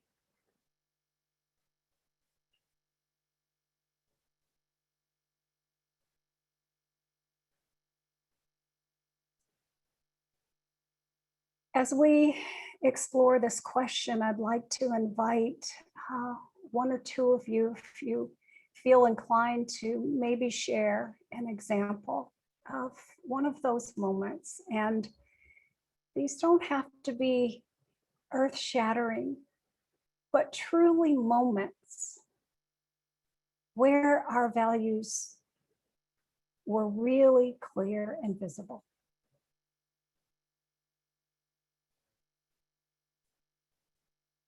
Is there anyone who would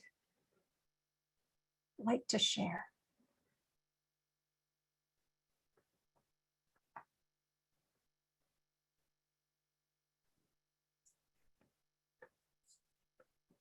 Zinchan.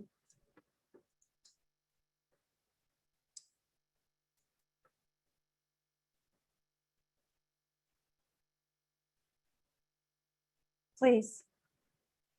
I think you're unmuted. Zenchin, I think you were unmuted. Okay, good. Thanks. Well, I'm a minister at a church in a small city in Illinois. And when the pandemic started, I was asked by our local public health administrator to reach out to other clergy as quickly as possible to get churches closed, especially in the Black community.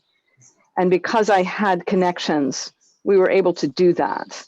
Within a day, we had a call with over 100 clergy where she could tell them exactly why they had to close their churches immediately, which was just incredibly difficult for everyone. But I feel like probably we saved lives. Beautiful. So may I ask you a question? when you connect to that moment, what was it that made that possible for you?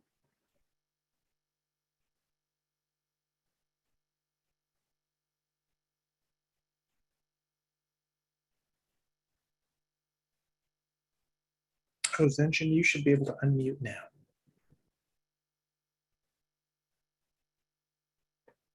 Go.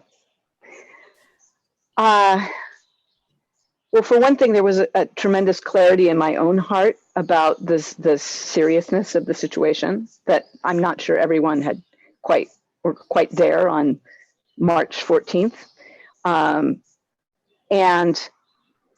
it was a really strong moral sense, I would say, that that this was one thing I could do in this chaotic time. So there was a feeling in the spine, you know. Strong back. Yeah, Yeah. exactly. And as you speak about that, I wonder about the values that are underneath that of what were those values? That we were all in it together. Mm. And that, you know, particularly, I don't know, it was clear that the public health administrator was already clear that the Black community was the most vulnerable and also the hardest for her to access. And that I actually, just through my connections, had that access. So I was like in this unique position to be able to make those connections that she couldn't. Yeah. So as I listen to that, I hear this sense of interconnectedness of all beings, right? And our sense of, sounds like fairness and justice was also part of that, and trying to prevent some suffering of many people. So just those, you know, when you think about a three-legged stool of compassion, of dignity and respect and justice, those are anchors that really can help us, I think, you know, orient back to why are we here? Why are we here? So thank you so much for sharing that with us.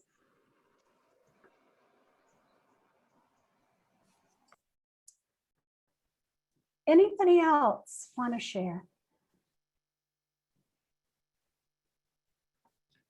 Kat Moon is saying, sure. Kat, would you like to come up?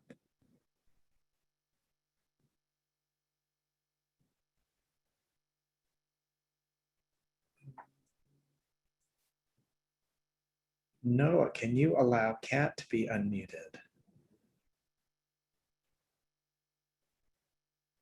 Yeah, I'm not seeing her. Kat, go ahead and unmute yourself.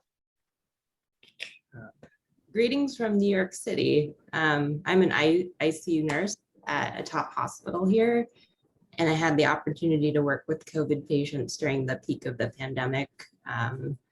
But then, you know, now that things are slowing down and the city's opening up, I'm also working at a vaccine clinic as well. And it feels like, you know, I'm coming full circle. And even though I work full time as an ICU nurse, you know, I also wanted to help educate the public and, you know, go this extra step of doing the vaccine clinic as well.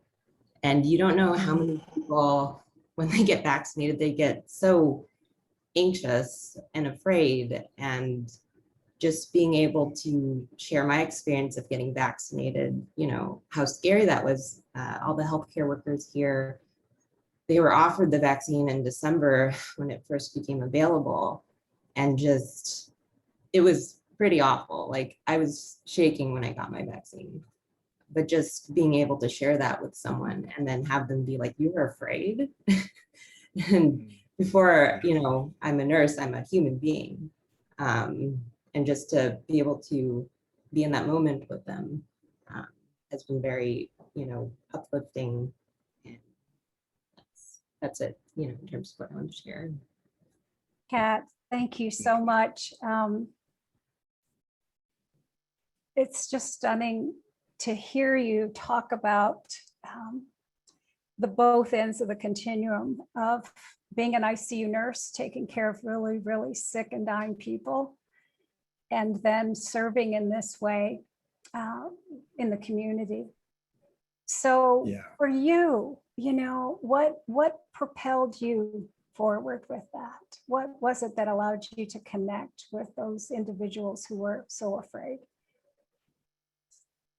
There's just some things that are universally experienced. And I think that's one of them, being afraid, being afraid of death and dying, all of those things. And I think what really got me through the pandemic was memories of my father. And he's still alive, but he grew up in Korea during the Korean War when he was 4 years old, and it started on his birthday, and he was always in hiding. One of the earliest memories he had was passing by this village with a Jeep on fire, and there was a body burning in the Jeep. And so the resilience that he cultivated during that time as a child, and then he eventually became a doctor, that's what got me through everything. Wow, Kat, what a beautiful, beautiful example. That sense of purpose, the courage your father demonstrated, and you did too.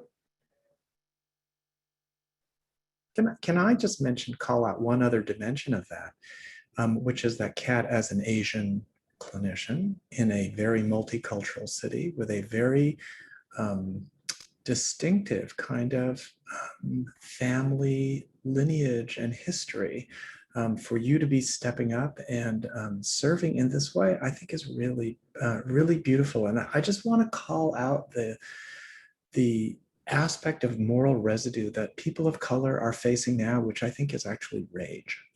It's not just, I didn't do the right thing. It's like my people are being pushed down and killed on the sidewalk just because there's no reason, just because of the way they look. And that is another kind of moral residue that we are all facing. And that in a way, your action is really the real antidote to, right? It's really about how do we serve each other and do that in spite of the complicatedness of the world.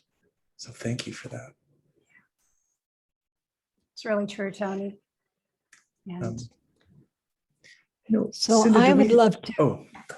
Oh, Yeah, I just would love to ask people to put a word or two in the chat stream about what integrity requires of us. What does it require of us? And just a word or two, so we can kind of get the feeling, courage, clarity, feeling centered, doing hard things. Yeah. I see the word courage again and again. It's so important, dignity, Faith. showing up. Leela, thank Yeah. you.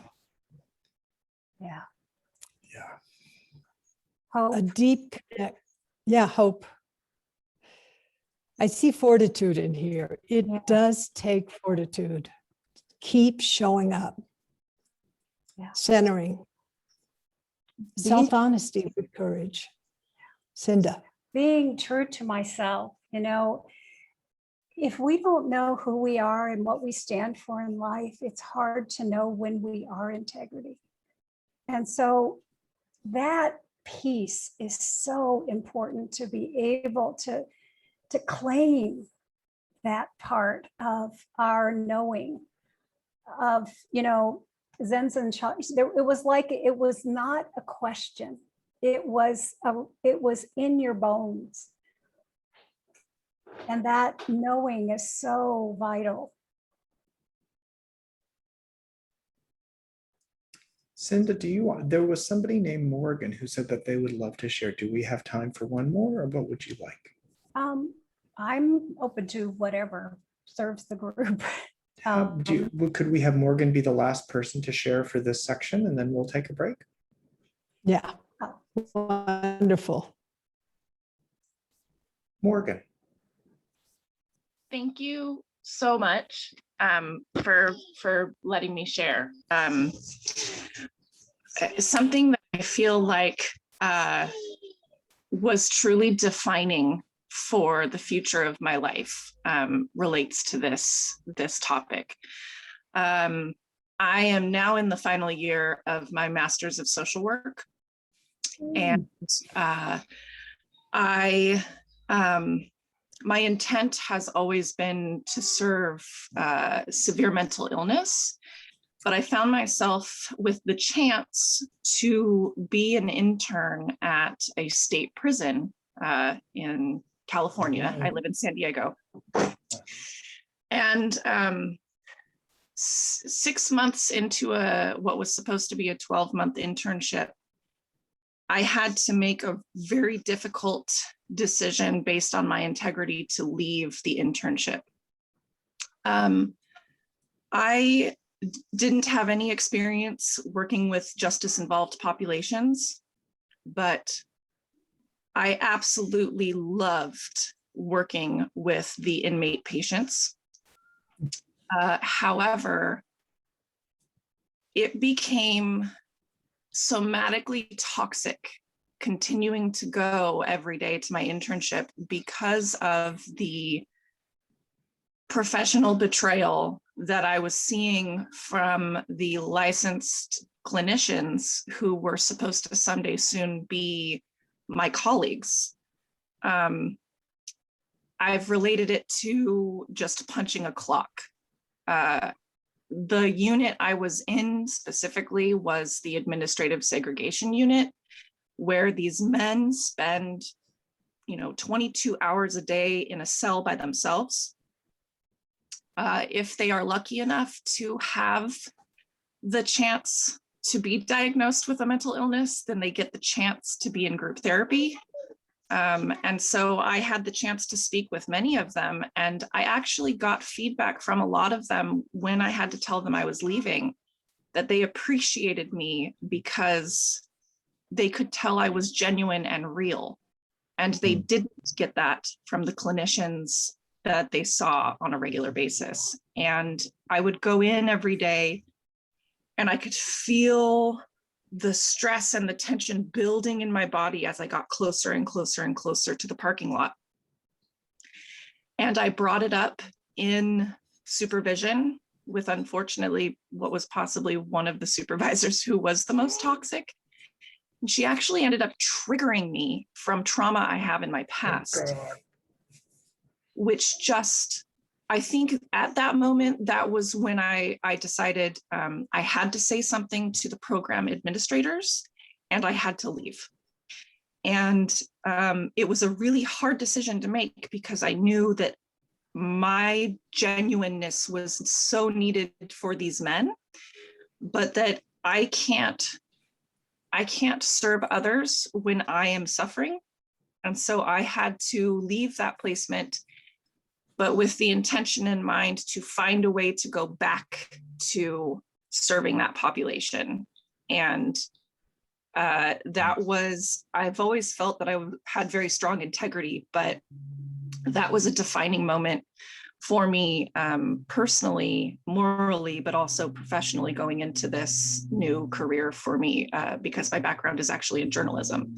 So yeah, and I guess it was also defining because a class of mine asked us to create a personal practice philosophy.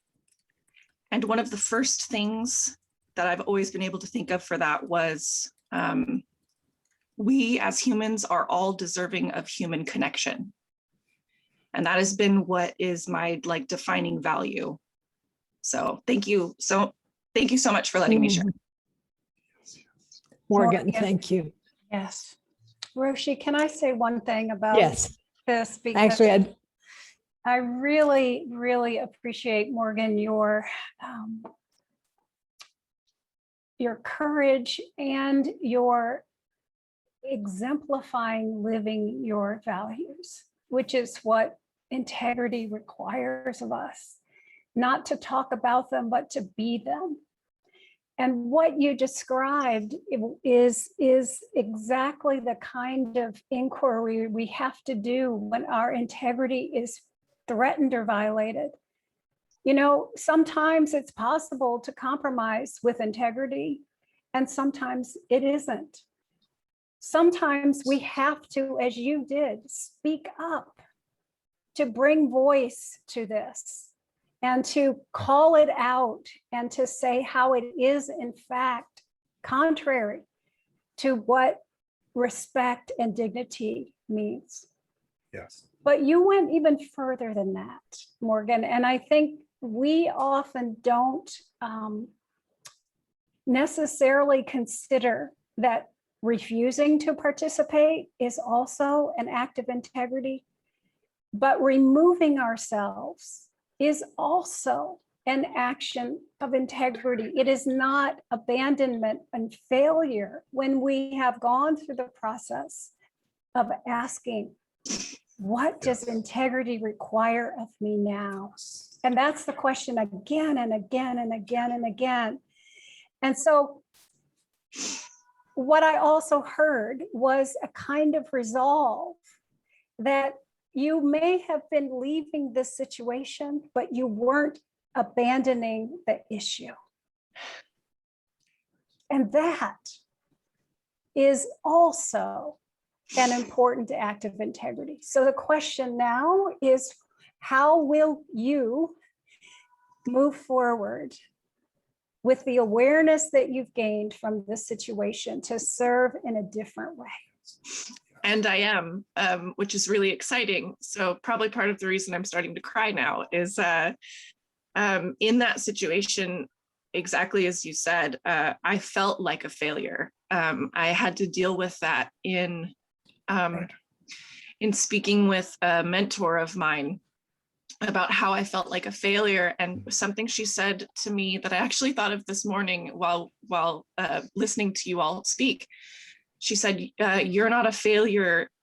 The system failed you." But I discovered a career called mitigation specialist. It was something I didn't know existed before the spring of this year. As soon as I found it, my soul felt home. I knew I had to pursue it. And I worked as hard as I could and did everything I could to find a placement that would put me in that career path, and I found one. And so it, for those who aren't aware, is basically you work with public defenders to do biopsychosocial histories, document research, whatever you can on your client, on your defendant, so that you can present defense themes that you give to a judge or to a jury that helps them see them as a human being, helps them understand their trauma, their background, their narrative, and give them reason to either acquit or reason to lessen the penalty for whatever crime it is that they've been given. I'm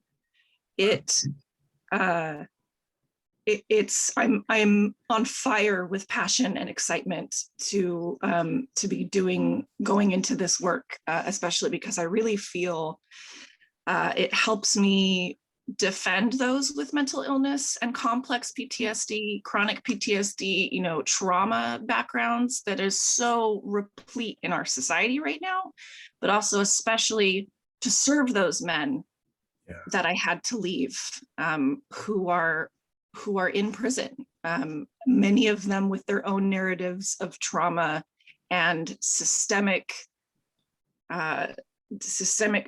issues beyond their control, that landed them where they are. So Morgan, you have given us a wonderful opportunity as well to also acknowledge that integrity requires us to know our limits and to honor them. And to separate, one other piece is that we often appraise ourselves based on whether we achieved the outcome, but the effort matters too. And I think that's a piece that we also have to acknowledge, whether you're a clinician or the work that you're doing. Tony? Yeah. You know, I wanted to call out another dimension of Morgan, something you were making me think about, which is how our actions are seen by others. And the point I wish to make is that your empathy is not an industrial product. Our empathy, honestly, has been commodified in many ways by the current systems at large.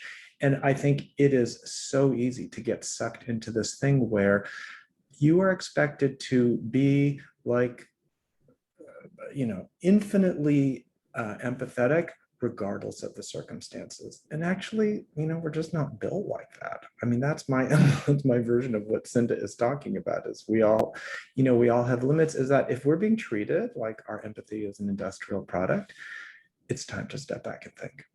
So thank you. So thank you, Morgan, so much, and Cinda and Tony, for your reflections. And we are coming again to the completion of this session. We'll take a 10-minute break. It's 11:13. We'll come back. Well, let's make it 12-minute break. We'll come back at 11:25. Thank you. And please stretch, walk around. Don't feel you have to answer all your emails.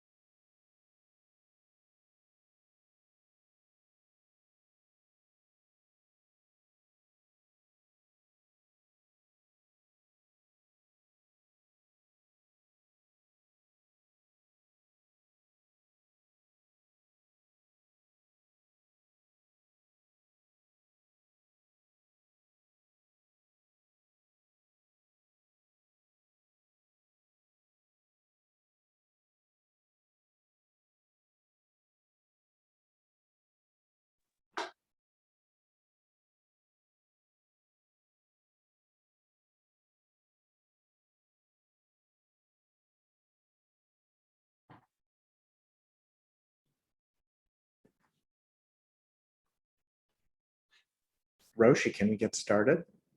Yes. Yes. Thank you, Tony. Okay. Well, everyone, we're really in the thick of it now, right? And now it is a time before we dive into our next thing to just notice where you're holding in your body. See if you can gently move that around and allow that to just happen.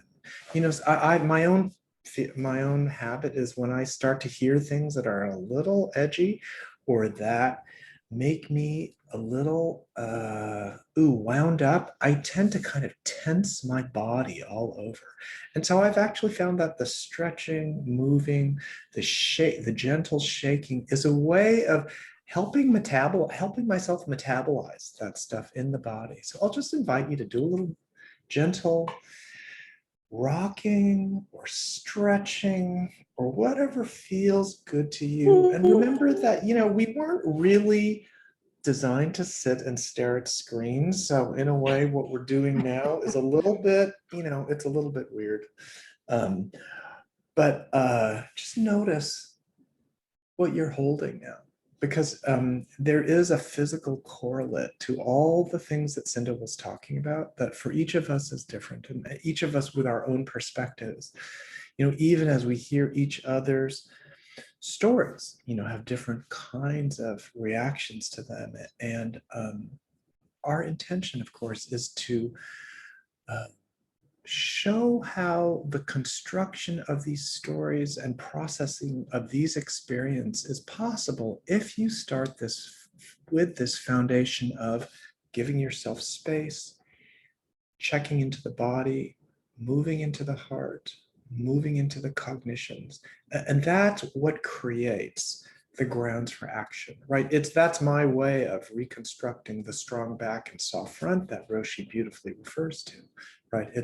We need to have our space, feel into the body, and instead of denying it, accept it and work with it, and then move into our thoughts and cognitions and feelings that we are all constructing every moment. And then that will give us the platform for principled, compassionate action. So, Roshi. Thank you so much, Tony.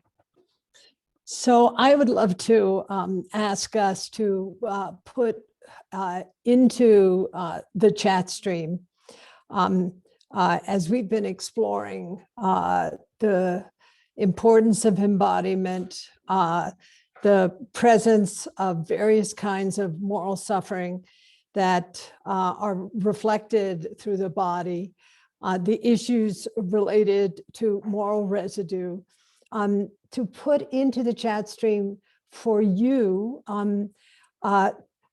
how you work with your own experience of fragility. How do you address it? How do you work with it?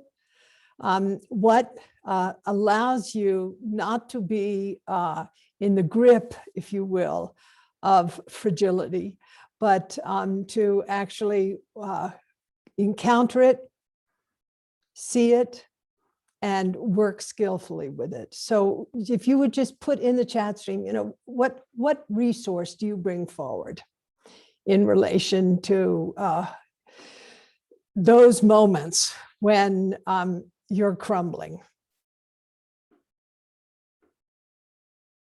Meditation, very important also, reflection with colleagues. So being able to communicate with others and to not judge the tender heart. Giving yourself the space to cry, really allowing yourself to grieve. And Lila, nice to see you, Grace. Somebody in a direct message to me, but should go to everybody, said plenty of time alone. Yes, you need the backward step. Jennifer, you've brought an important point here forward, and that is curiosity. The capacity and the courage to actually stop, ground, and investigate. I see. Tim, you said breath, smile, and yoga. Slow down. You know, this issue of slowing down is really critical. One of the things that we've learned is that the faster we go, the more information we lose. So as we're jumping from thing to thing, our capacity to see deeply and subtly is diminished. And Lane says, I don't think I do anything. Vulnerability. Okay, I'm going to go down to, oh, good. Karen, Kathy, letting go of outcome. Our attachments to outcome are really important. And Bob, you mentioned humor. You know, some of us get so deadly earnest about everything. So having this kind of natural, buoyant humor. And Gail, you mentioned sleep. I want to just say, as someone now who's got, you know, various devices tracking my sleep, they've actually enhanced my commitment to sleep. I wonder how many of you, you know, discovered, you know, we became so upregulated, not just this year, but for me, it's been the past 4.5, 5 years. And the cortisol is just overwhelming my capacity to sleep, and then learning how to really downregulate. And Gail also mentioned connection with animals. I wonder how many of us in this year of the pandemic ended up adopting an animal. Gosh, that has really been, it's our little, you know, therapy dog or oxytocin generator. Walk in the woods. Thank you. And I love this, Claire, let myself crumble and be humble. I'm going to remember that one. I love that. Somebody write that down for me, because I love that. Let myself crumble and be humble. And then quite a few of you have mentioned the natural world, those of us who can access it. It is so healing for so many of us. Okay, I'm going to jump down. 4 cats. Okay, pause. Pause is really important. So these are wonderful suggestions, guidelines that I think are important for us, that, you know, we do have, sometimes we feel like we have to create a whole resource, you know, a very complex situation, but taking care of our basic physiological needs, including rest, sleep, exercise, diet, you know, the lifestyle things, and then relationality, but also being able to take the backward step and have time in the natural world or alone to really investigate, be curious, turn toward our situation, to be taught by it. So I'm going to invite us into a short practice.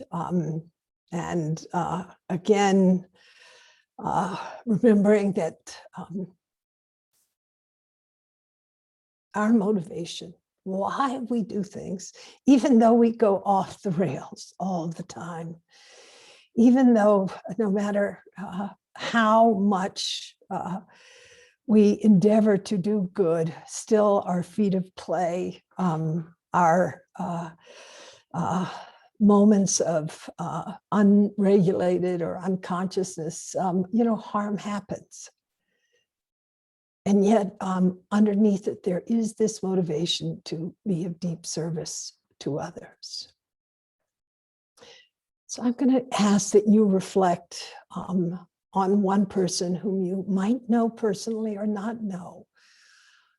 Bring to mind a person whom you perceive to be someone who is deeply balanced, someone who is courageous and compassionate. Could be someone like the Dalai Lama or Malala, Jane Goodall, kind of all well-known people. But it could be your grandmother. Could be your teacher. Could be a good friend. If you will bring this person to mind and sense with your body the presence of this person.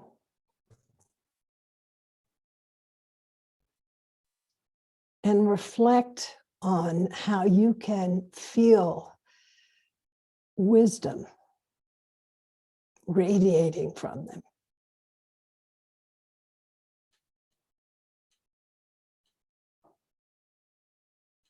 And let that sense of resonance with that person open your grandmother's heart, this Robishin, this wise heart that sees things with perspective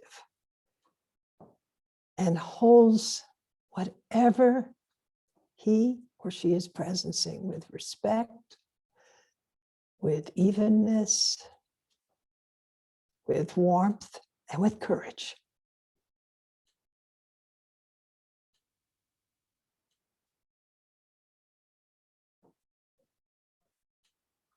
You know, this relationship you have with this person, whether someone you have never met, but you admire so much, or your grandmother, is a resource for you. It's like standing beside you. And you can feel that resonance and feel that capacity awaken within you. And again, this archetype of the grandmother's heart, it is not a kind of wuss, you know, a weak person. It's a person who has a lot of strength and a lot of humor and humility. He, she has seen it all. Learn from it. I think of the Dalai Lama fleeing Tibet, all of the losses of his country, his people. Thich Nhat Hanh, same. Malala, same. Desmond Tutu, also.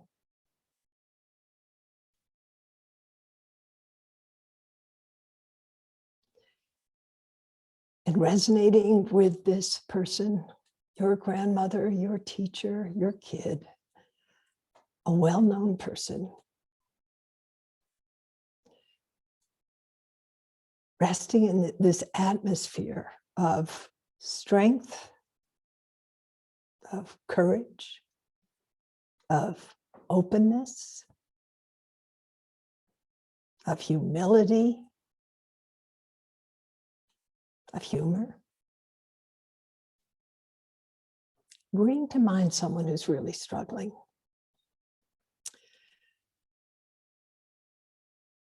And you know, the struggle isn't just somebody who's down in the conventional sense. You know, it could be a politician who's causing a lot of harm. Could be your supervisor who's just made your life miserable. But without judging, I'm going to ask you to listen to these phrases and rest with them.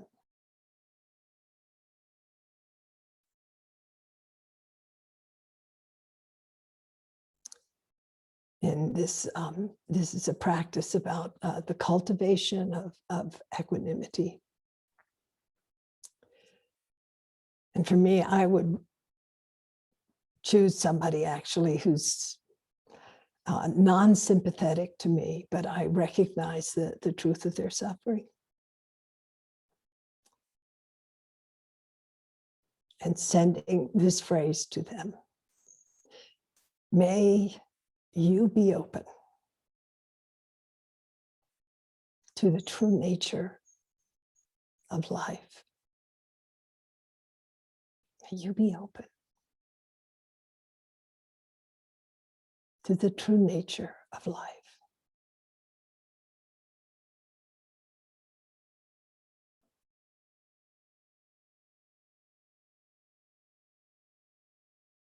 And may you accept things as they are and learn from things as they are.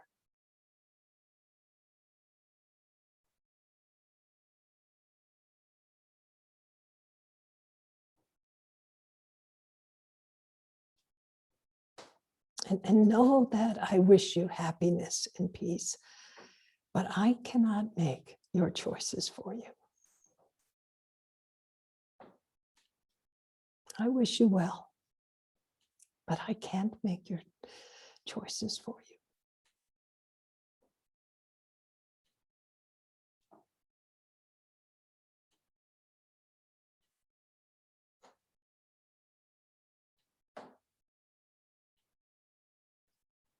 And please know that your happiness or unhappiness depend on your actions and not my wishes for you.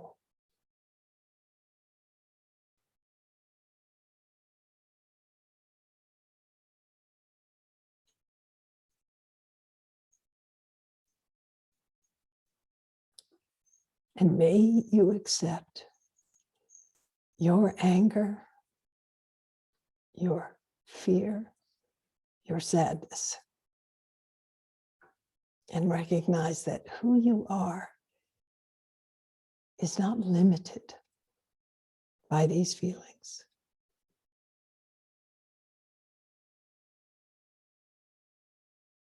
May you accept your sadness, your anger, your fear, whatever it is you're going through, knowing that you are not limited by these feelings.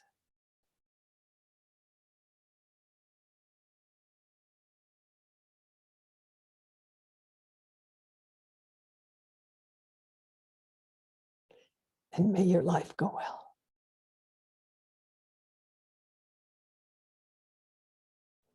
So thank you.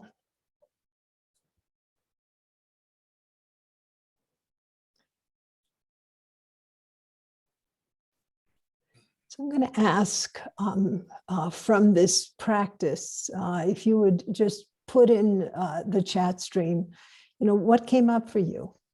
And just, again, being as direct and honest as possible. What did you learn?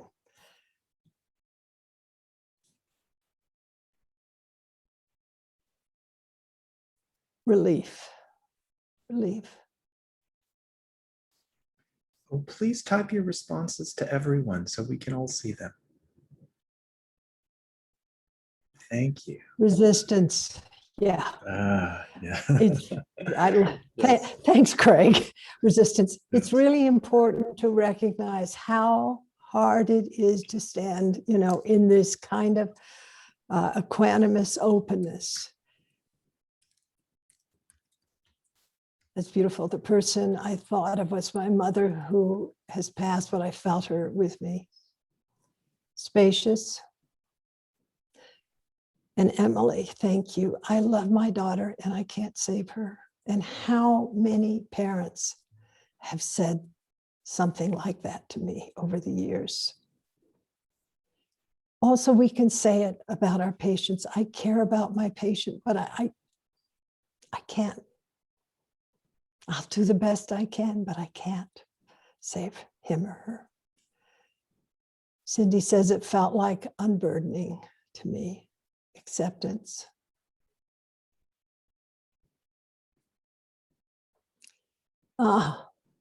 Jennifer, may your life go well. It's hard to wish someone when they're at the end of their life. You could change the words. May your death go well. May dying go well. And I like what Lisa said. I found myself making a to-do list of people I need to check in with. Beautiful. Letting go, space, peace, sense of relief, exhalation, feeling known, unbinding. Yes, Claire, separating myself from that person is deeply healing. I can't control their choices, but I can control mine, hopefully. Thank you. I was feeling my failures, and at the same time, I felt my compassion and empathy for the other.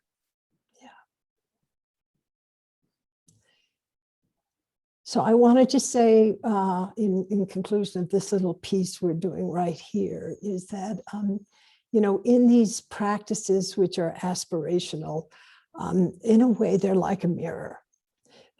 We move into the practice. It's not as though we'll be immediately blessed with great equanimity. It's more that we can look at what comes up for us as we sit with phrases or aspirations which represent our values and our integrity. And so I appreciate what Craig said at the beginning about resistance. Yes. Thank you so much. So Cinda and Tony, I think that you were going to share something about why our defenses are our good friends. Yes. Well, so I can't, Cinda, Go okay, first. I'll go first on this, Yep, this time. So I just want to call out that what Roshi has done with this practice is given us an experience of kind of anti-reactivity, right? Like my first response to all these things is my reactive self like seizes up, and it's like, it's my version of Craig's resistances. That's not right. I don't want to do that. I don't want to accept that. This shouldn't be like that, right? And I remember being in a long meditation retreat and having an interview with Roshi, and actually I was going on and on about something, and she told me that what I ought to practice is accepting all these emotions, and I was like, what? and yet,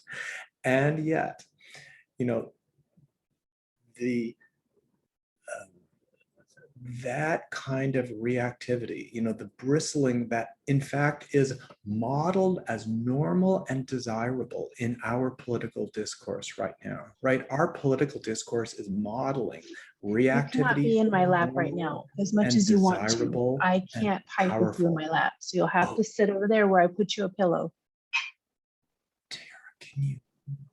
Tara, can you mute yourself? Thank you. So because our public dialogue is now prizing reactivity, it seems like deeply counterintuitive to say to ourselves that instead of being self-protective and distancing and pushing away, that in fact we should accept all of our own feelings, notice what happens as we do that. And the counterintuitive thing, the thing that I was never taught is that, as Claire points out, is that, and someone else pointed out this, that when we accept all these different things within ourselves, other resources become available, and the kind of integrity that Cinda was talking about becomes more available.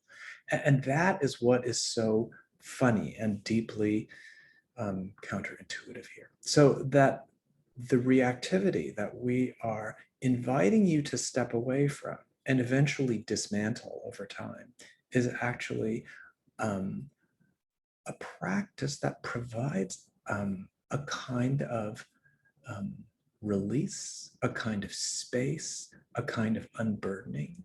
And all that, besides lessening your load, enables you to be more effective, more grounded, to act more in a more principled way.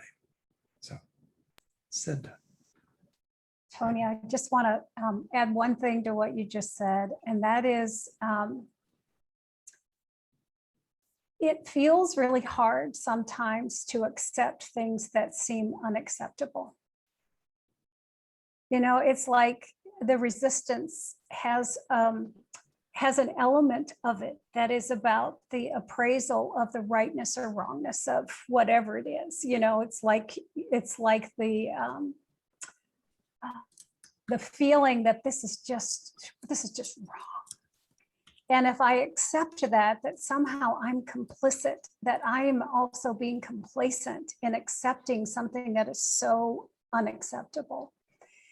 And yet I think there's also a piece of being able to accept where we are, what we're feeling, what we are experiencing is different from endorsing the unacceptable thing. And I know I get stuck on that one a lot too. It's like if I somehow am able to accept that this is what's true right now, that I'm engaging in an act of being out of integrity with myself and my values. And so there's, I think, a really important dimension of this in trying to separate those two things. And Roshi, I don't know if you have any insight into that process, but it seems important. So I think one of the things that is really interesting for me as a practitioner and one who goes off the rails or off the wagon, often enough, is to ask first, what am I learning? What am I learning here? Every experience I have where I feel, like an assault coming my way, and my defenses go up, or the blame or the moral outrage, then I like to back up. And it's, again, this grandmother's heart metaphor of, what am I learning here?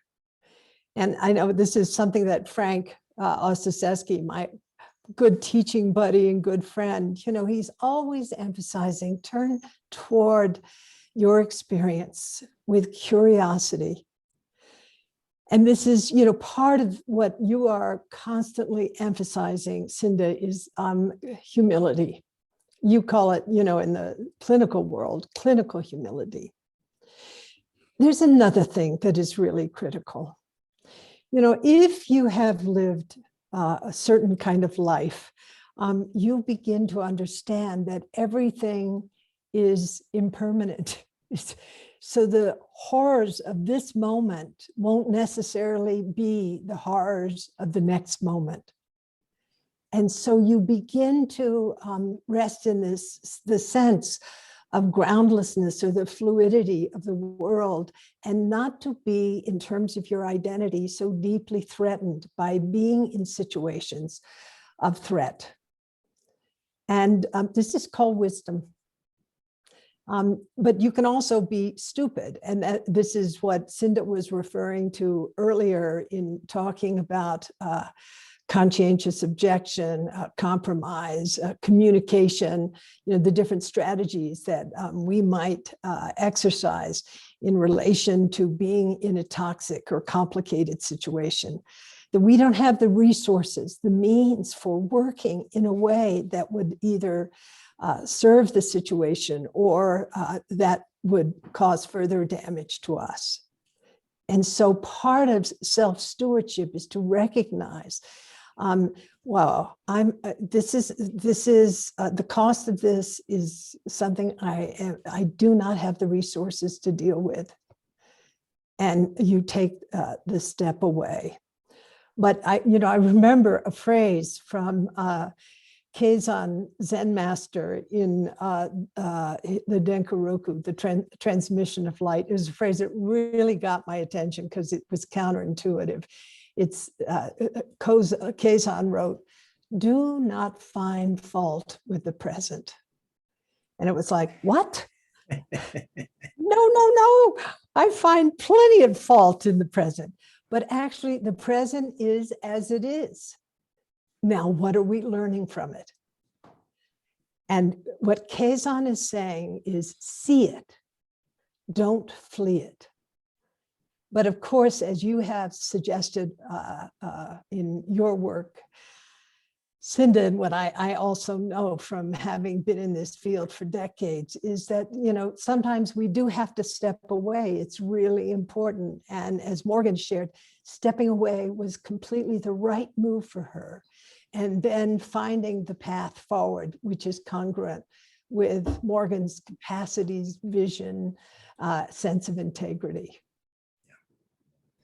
But always the practice is bringing us back into the truth of impermanence. Yes. Whatever the pain is, the suffering is, whatever the crisis is, things will change. Can we open then, instead of being huge resistance, open to things as they are? Tony, I saw you were about to. I was just going to say that the thing I wanted to emphasize there also was the act of catching yourself and bringing yourself back. It's like, that's the practice for me, right? Like noticing I'm in my reactivity again, like it happened like 100 times a day, like 200 times a day. It's like 100 times a day on a good day. And then bringing myself back. And the thing that also has taken me some time is to do that in a non-blaming, non-judgmental way. Can I just bring myself back and save the drama and focus on what's really in front of me, right? So. You know, I would love for you also, you two, to reflect briefly on how important our defenses are. So maybe I'd like you to both say something about that. Cinda, would you like to go first this time? Go, Tony. Oh, okay. Well, so I will just say that, I think we have to be a little bit kind to ourselves about the defenses and the kind of reactivity we developed, because most of us, we wouldn't be where we are without them. Like, if you are a doctor or nurse and went to medical school or nurse or some other kind of professional school, unless you were able to answer and retrieve and analyze things and spit out an answer pretty quickly, you wouldn't have made it, right? Like, immediate reactions are prized. Your mental agility has been prized. Your reflexes in terms of figuring out what's wrong, that has been prized. And I think what has happened over the years is those things in this particular culture have hardened into a way that now does not serve us. And so it's not that, those things which have built our reactivity are necessarily bad things. In any kind of professional work, there are times when you have to react in a moment and where your speed is actually important. And so the question is not to never be speedy, is that can you just notice when taking a step back is actually the wise thing, the compassionate thing, and not to be trapped in the feeling that, the speed is the only way, and to denigrate those who are having a moment of their own and not being speedy. Cinda. So Tony, what it made me think about was, and we often say this about denial, that denial is there for a purpose. And it tells us that we are not yet ready to be with the reality or to accept it or to release it. And so when I think about our defenses, denial is part of that. And so I love what you were saying about, noticing when that shows up and turning toward it. But, maybe there's another set of questions that we might want to inquire, like what am I avoiding seeing right now that I just really don't want to see in myself or the situation, or what part of myself am I abandoning right now, that I really am ignoring, and to ask those questions, not in this judgmental, you're failing, you're doing it wrong, but just as Roshi was saying, with this kind of grandmother's heart of, kindness, like you would a good friend who's struggling, to sort of say, like, is there something there that maybe needs to get some attention? What am I being asked to see in a new way? And I find for myself that if I have some new questions that aren't quite so harsh, then it gives me just a little bit of room to maybe kind of sit with it a little differently than, oh my God, here I go again. I'm doing the same thing again and again and again and again, and I'm failing, rather than using it as a signal to pause. Beautiful, Cinda. Thank you. So I'm going to ask us to open the chat stream with this question. And I would love to know, what might you typically do to keep yourself from being overwhelmed? How do you work it? How do you protect yourself? How do you regulate yourself? And if you would just put that in the chat stream, that would be just great. Time to think, to walk, music, singing. This is Beth, thank you. Ask for help. Listen to my body and follow its lead. Pausing and breathing. Prayer, thank you. Now I'm out, watch Netflix. Take a time out. Feeling the tension in the body and holding it with love. Breathe deeply again and again. Tony. Cesar also mentions music here. He, BN mentions quiet time. Lorraine, loving kindness meditation in the morning, a way to kind of start your day out. Ingeborg also mentions, there are a number of people who've mentioned singing, which I just love because it activates a whole other set of circuits in your brain and a whole other part of your body. So beautiful. Yeah. Julia's mentioning that too. Lane mentions exercise. A number of people have mentioned the body in different ways. Amy mentions movement. Cinda, what's striking you from the chat stream here? Well, one of the themes is this idea of saying no. And it's a word that only has 2 letters, but it's a really hard one sometimes for us, especially as clinicians, when we're kind of trained to say yes again and again and again. And so I think that's it is an act of integrity to say no when we know our limits have been met or they are being, to do more would be actually harmful to ourselves and others. And to not see it as somehow I'm being a slacker, or I'm not being a team player, but to genuinely be able to say, I've reached that point beyond which harm will be caused to me or others. So this brings us so much of what you're saying to the profound value of what we call the cultivation of attentional balance. Because first of all, to even recognize that we're in a state of overwhelm, or that we're upregulated, or in a state of reactivity or complete depletion, to just know it in the first place takes a quality of perception that is related to how we work with the experience of attention. And attentional balance and being able to be grounded is just so important in what we're doing in our service to others. By being able to drop into the body, bring our attention into the breath that can sew mind and body together. So we're kind of an integrated system, if you will.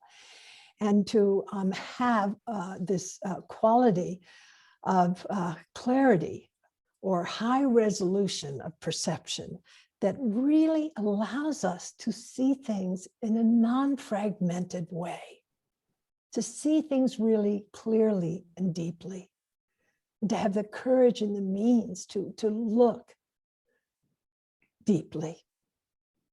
Also, because of how our world now has been, in a way, constructed in vis-a-vis our technology, our attention has been colonized by so many distractions, and our distractibility actually affects our capacity to see things clearly. And so as a result of that, I think it's okay. As a result of that, we are often seeing or perceiving through filters or screens or thoughts or opinions or mediation, it's mediated through our own fears or our distorted aspirations. So being able to sustain our attention gently on a single object, on a patient, on a person, for more than a moment is really important in what we do. And to have the quality of attention, which is open, which is non-sticky, and which is grounded.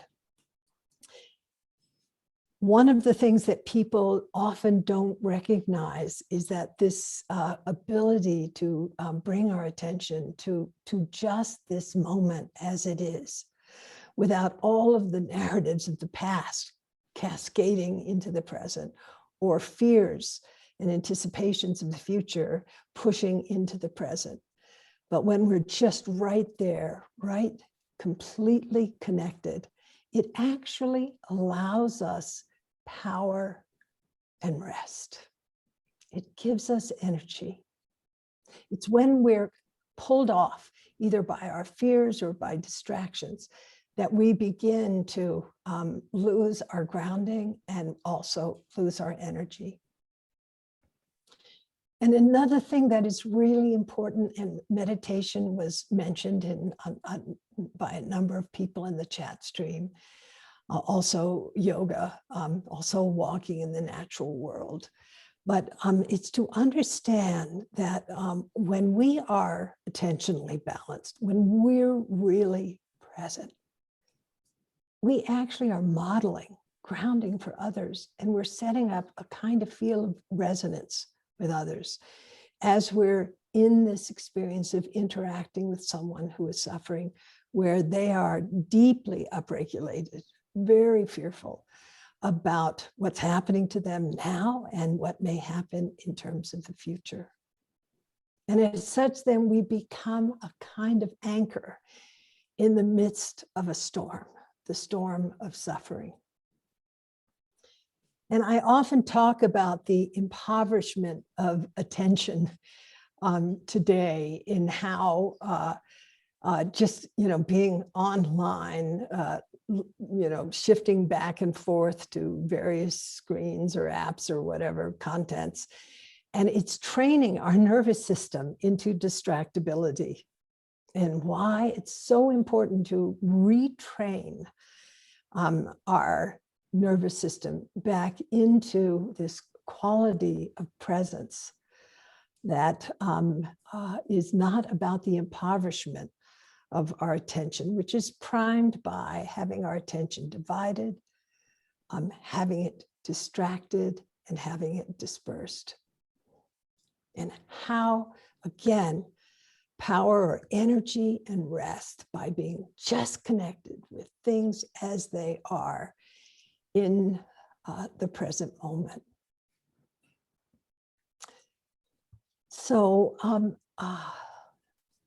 Tony and Cinda, I'd love for you to talk briefly about the value of turning toward our own situation and how we do it.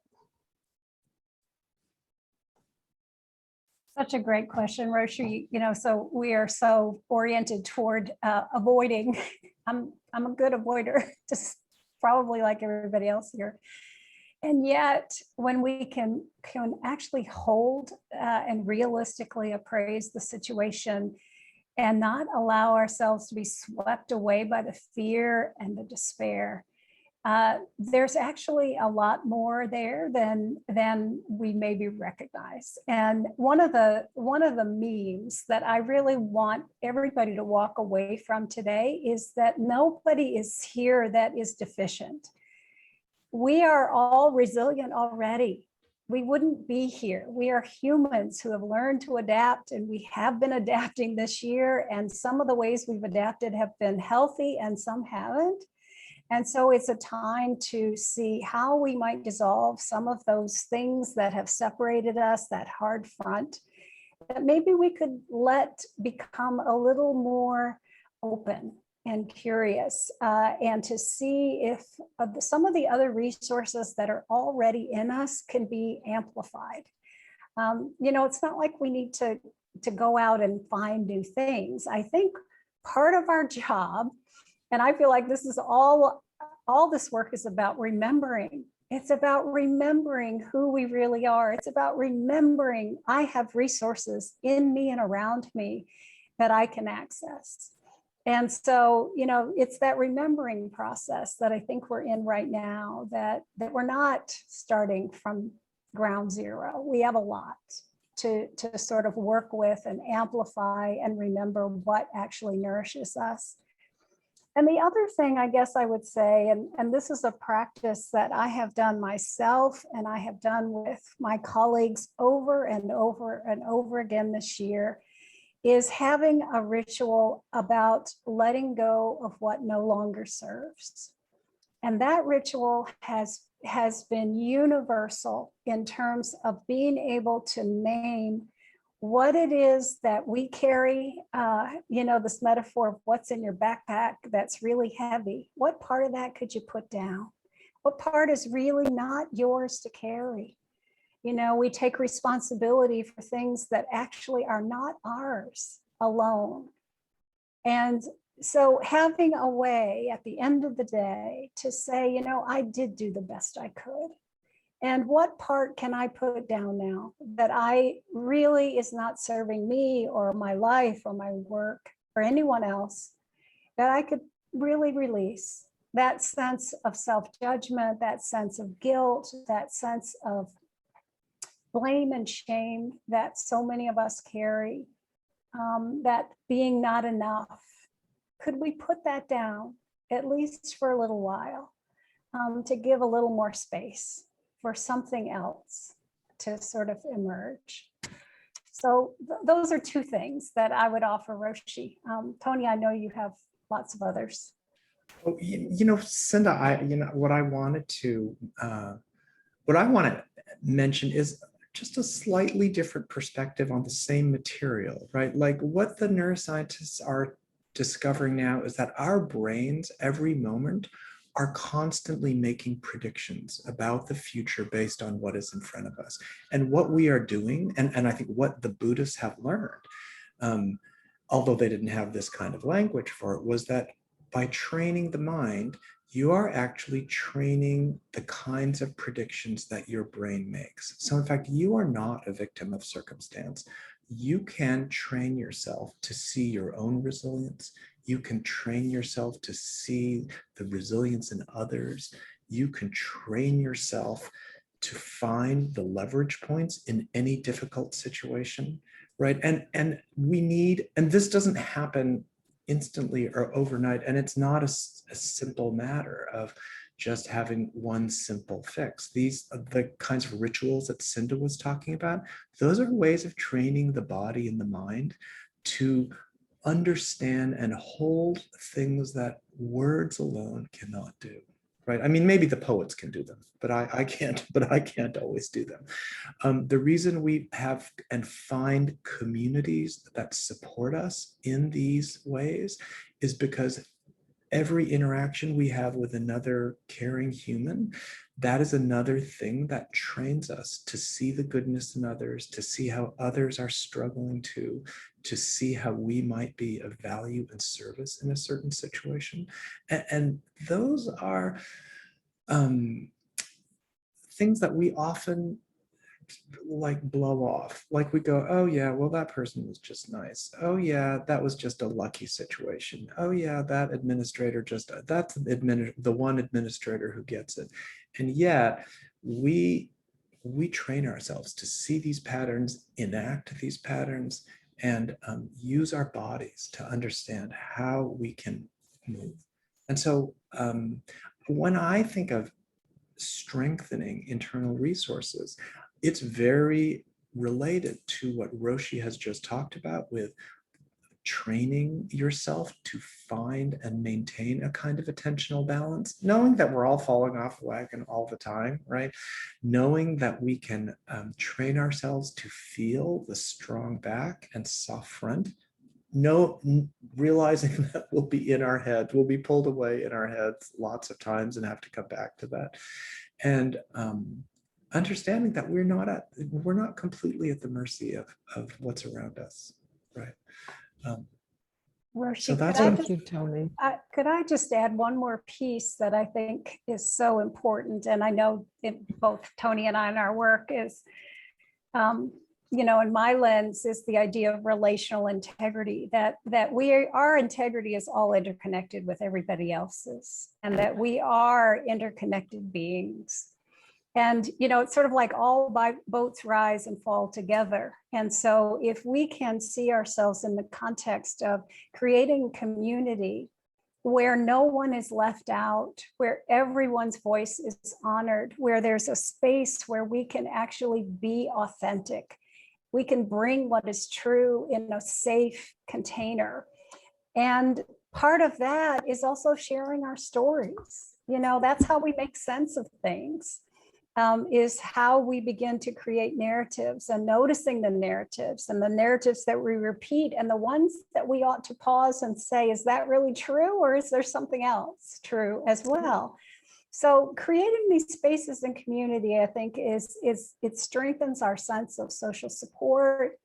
It helps us to begin to normalize that what we're feeling is not just, a random thing that I'm only experiencing. It helps reduce our sense of isolation, that finding out in so many of these kind of circles this year, people who've been working side by side for all these months said, I thought I was the only one. I thought I was the only one who was feeling this way.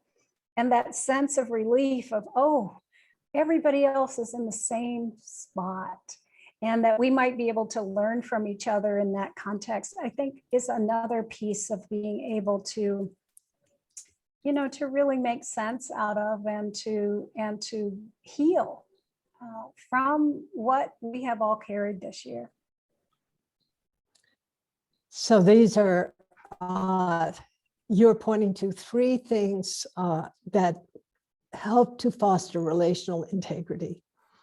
One is to intentionally build communities of safety, which are open to all the different kinds of experiences, difficult and beautiful, that we can share, and that are really without judgment. The second piece is the role of story, which confirms our values and also our sense of connectedness, and affirms our sense of personhood. And really the value of story, just as Morgan and others, Kat, shared their stories. Story allows us to connect with our feelings. And that issue of, am I also part of this human race, or am I kind of an outcast because of what's coming up for me? And story allows us as well to build alliances. And the third piece in terms of relational integrity that I want to mention is the role of ritual. Just as Jonathan Bartels and others are using the pause when a person dies for the team to actually stand in presence with the deceased, to honor the sacredness of the moment of death. How do we create a sacred space within the context in which we're serving? And I really love the word ritual, because it comes from the same root as right, setting things right, aligning things. It's about building and bonding community. And ritual also marks change, marks the truth of impermanence, and allows for the wisdom of the individual and also the collective wisdom to arise. So Tony, I would so appreciate in these last few moments, if you would just review the arc of what we've explored today. Sure, absolutely, Roshi. So we started today with acknowledging where we are and what we've really been through. And importantly, not just blaming the world, but acknowledging how we ourselves are suffering. And Cinda asked us to look deeply into the sources of that suffering, what it looked like, how we think about it, and then turned us towards this issue of what are the moments where we act with integrity, even in the midst of great suffering, because those moments of integrity are kind of anchors for us to always find our feet and to find ways to come back to those values and that sense of integrity. And the practices that we've experienced with Roshi, for example, strong back, soft front, those are ways of embodying the idea that we can be present with integrity, even in the middle of chaotic, difficult, tragic, sad situations, and yet always find our feet, find our breath, find our bodies in a way that will allow us to act with wisdom, even when it's really hard to figure out what the best thing to do is. Many of you have related situations where there was no great action, right? And yet we are faced with choices and with opportunities in terms of how we manage ourselves and how those choices to manage ourselves manifest in the way we are in the world, right? And that is the way in which we truly understand, the truly influence and change other people. So there is this developing our capacity to be grounded. There are ways to keep our motivation in front of us to alleviate suffering. There are ways to develop our own capacity for self-reflection, the contemplative practices that we've used today, and that allow us to be kind to ourselves and our own foibles and our own background. And then finally, to understand how we resource ourselves to understand the importance of rituals, relationship, community, the things that Simba was just talking about. And so I think those are the big highlights that I want to just mention here. And Cinda, I'm just wondering what else, if there's something else you would like to add to that, the take home view. Beautiful job, Tony. I think there's such an opportunity right now as we are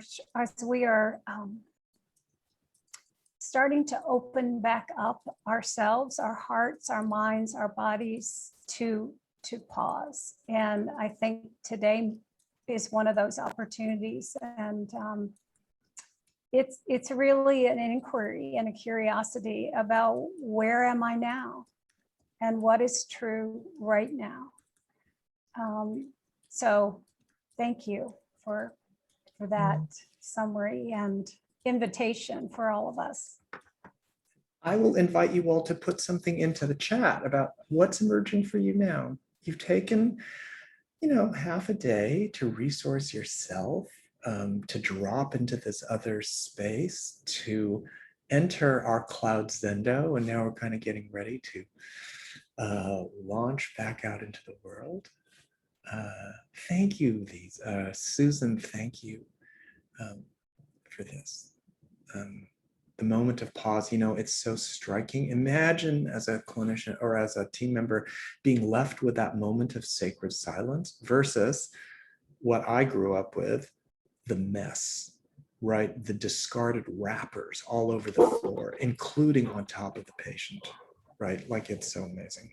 But these other things, Barbara, inspiration, Karen, hope, Kat, the work in progress, thank you. Beyond the trainable mind. Yeah, Scott, why I woke up, I realized why I woke up in such a crappy mood. Yes, Margaret, softness, so interesting. Denise, the wisdom, could we share this to make it normative? Oh my God, yes. Cesar, not all hope is lost. Celine, gratefulness. Jenny, seeing stress as a moment for reflection and opportunity. Gail, the value of meditation and unfolding of life as the great teacher, of course. Beautiful. Roshi, what are you, what's coming to you here?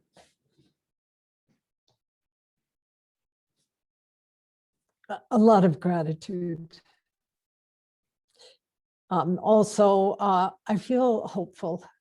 Seeing your responses, recognizing that so many of you have, like Cindy and Tony and I, have had quite the year, or quite difficult several years, and that we, in a certain way, are building community with each other. And part of that gratitude is to consider the gifts, hard won for some, of this past time. And that whatever we have ourselves benefited from, whatever we have learned, whatever has nourished us, may we offer it to others. And it is this sense of, sort of, instead of hoarding the goodness, it is actually the value that, and the great gift of what compassion, kindness, sympathetic joy, and equanimity give to us, which is that ability to practice this kind of fundamental generosity of heart and mind. Yes. So we are at the time of conclusion.